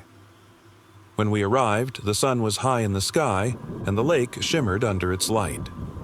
We set up a small camp by the shore, blankets, coolers filled with drinks, and a fishing line tossed into the water. It was the kind of day where you lose track of time, relaxing in the warm sun. But as the afternoon wore on, the atmosphere began to shift. The first sign came when we noticed the birds went quiet. The chirping had gradually died down, but we didn't think much of it. It wasn't until we glanced up at the sky that something truly strange happened. The clouds seemed to darken, even though the sun was still shining brightly. It was as if the world had turned gray for a moment, without warning. I looked around, feeling a knot of discomfort form in my stomach. My friends were laughing, oblivious, but I couldn't shake the feeling that something was wrong. I wandered a bit away from the camp, standing at the edge of the water, staring out into the lake. That's when I saw it, a figure, standing at the far side of the lake. It wasn't moving, just standing there as though it were staring directly at me. I told myself it had to be a trick of the light or someone from a distant campsite. But no one ever came to this part of the lake. The figure was still too far away for me to make out any details, but the sensation of being watched deepened. I called out to my friends, trying to shake off the unease. They didn't hear me. Or if they did, they didn't seem concerned. I didn't want to ruin the day with my paranoia, so I pushed the feeling aside. It wasn't until later that evening, when we were sitting around the campfire, that things got worse. The air had grown colder, the sun long set, leaving us with only the dim glow of the fire. The quiet was now oppressive, a stillness that felt unnatural. It wasn't like the calm of nature, it was like something had swallowed the sounds of the night. No crickets, no rustling leaves, just silence. We talked, but the conversation felt forced, the laughter awkward. I kept glancing over my shoulder, feeling eyes on me. I couldn't explain it, but the feeling of being watched was unbearable. Every time I looked around, I saw nothing but trees and darkness. Then, from out of nowhere, we heard it. Soft, distorted whispers. They weren't coming from any direction. It was as if they surrounded us, echoing in the stillness. I strained to make out the words, but whatever was being said was too faint, too unnatural. I couldn't bring myself to ignore it anymore. "Did you guys hear that?" I asked, my voice shaky. They shook their heads, looking at me like I was imagining things. But then I saw it again, the figure, much closer now. It was standing at the edge of the trees, watching us. It was too dark to make out any features, only the faint silhouette, almost human, but not quite. The whispering intensified, as if the figure was breathing the sound into the air. Panic set in. I felt the cold rush through my veins, and my body trembled uncontrollably. I tried to call out again, but no words would come. The figure moved a step closer. It wasn't walking. It glided, as if pulled by some unseen force. The whispers stopped, replaced by an eerie silence. I felt my friends tugging at my arm, pulling me toward the campfire, but I couldn't take my eyes off the figure. It felt like whatever this thing was, it had me trapped. My friends didn't see it, didn't hear the whispers. They told me to snap out of it, convinced I was just spooked by the isolation. But then something happened that I'll never forget.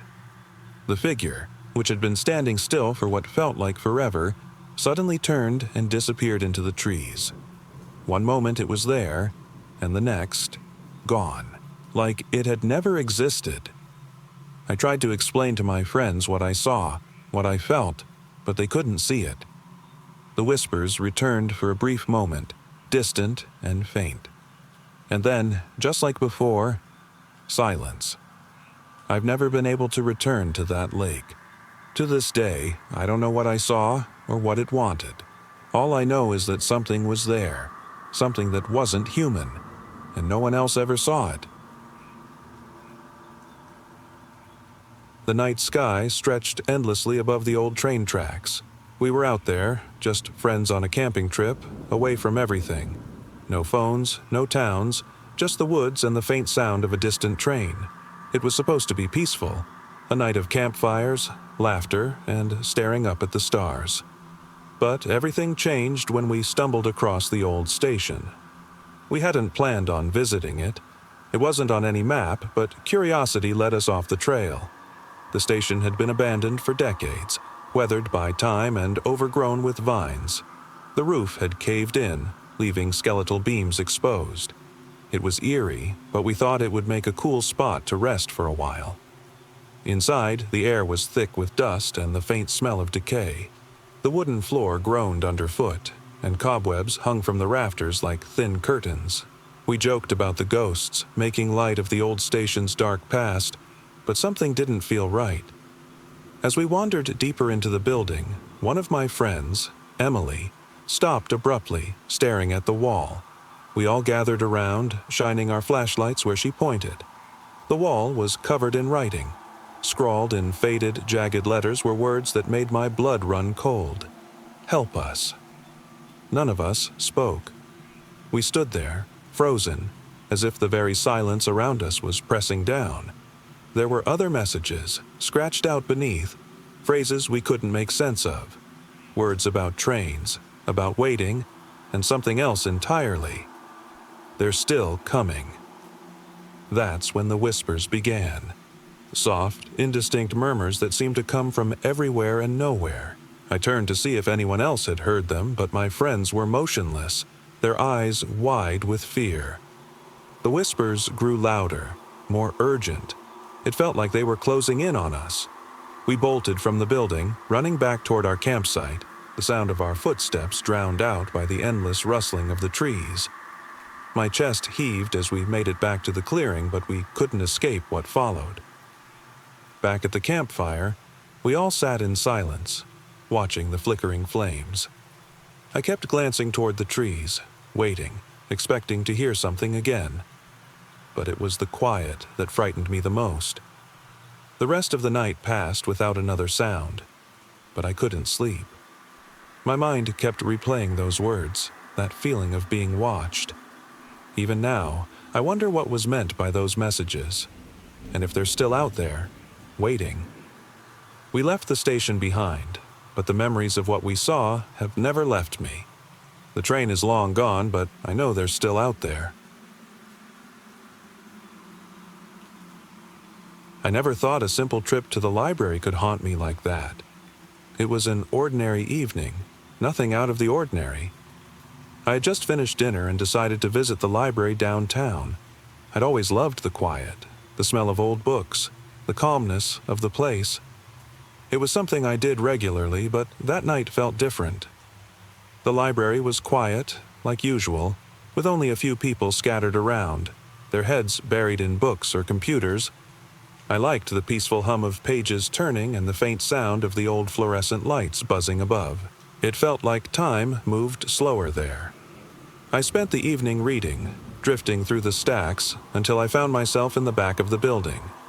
That's where the old section was, filled with dusty aged books no one really touched. It was peaceful, almost serene. But something was off. I remember feeling like I was being watched. The feeling started slowly, creeping up on me. I dismissed it at first, telling myself it was just my imagination. But then I heard it, a faint whispering. I turned, looking around, but there was no one there. The whispering continued, just soft enough that I couldn't make out the words. It was almost as if someone was speaking right next to my ear, but nothing was there. I tried to ignore it, convinced I was imagining things. Still, the feeling of being watched grew stronger. I decided to leave, but as I passed the long row of bookshelves, I noticed something strange. At the end of the row stood a figure, tall and thin, just standing there in the dim light. Its face was obscured by the shadow, but its posture was unnervingly unnatural, like it wasn't quite human. I froze, my breath catching in my throat. I blinked, trying to convince myself it wasn't real, but when I looked again, the figure hadn't moved. My legs felt like they were made of stone. I couldn't look away. There was something about it that didn't belong. Something wrong. Then, in a voice that wasn't human, it whispered my name. Soft, but chilling. I backed away slowly, never taking my eyes off the figure. My mind screamed at me to run, but my body refused to move. I stumbled back, heart pounding, and tried to yell for help, but the sound got caught in my throat. Suddenly, the figure turned and disappeared between the rows of books. I stood there, frozen, unsure whether I had imagined it or not. The whispering continued, though fainter now, as though it were coming from within the very walls of the library. I rushed to the entrance, clutching my phone tightly in my hand. I couldn't leave fast enough. As I pushed open the heavy doors, I glanced back one last time. The library was still. Too still. The buzzing fluorescent lights flickered once before dying out, plunging the building into darkness. I never went back to that library. To this day, I don't know if what I saw was real, but the whispering still lingers in the back of my mind, and I'll never forget the figure that vanished between the rows of books.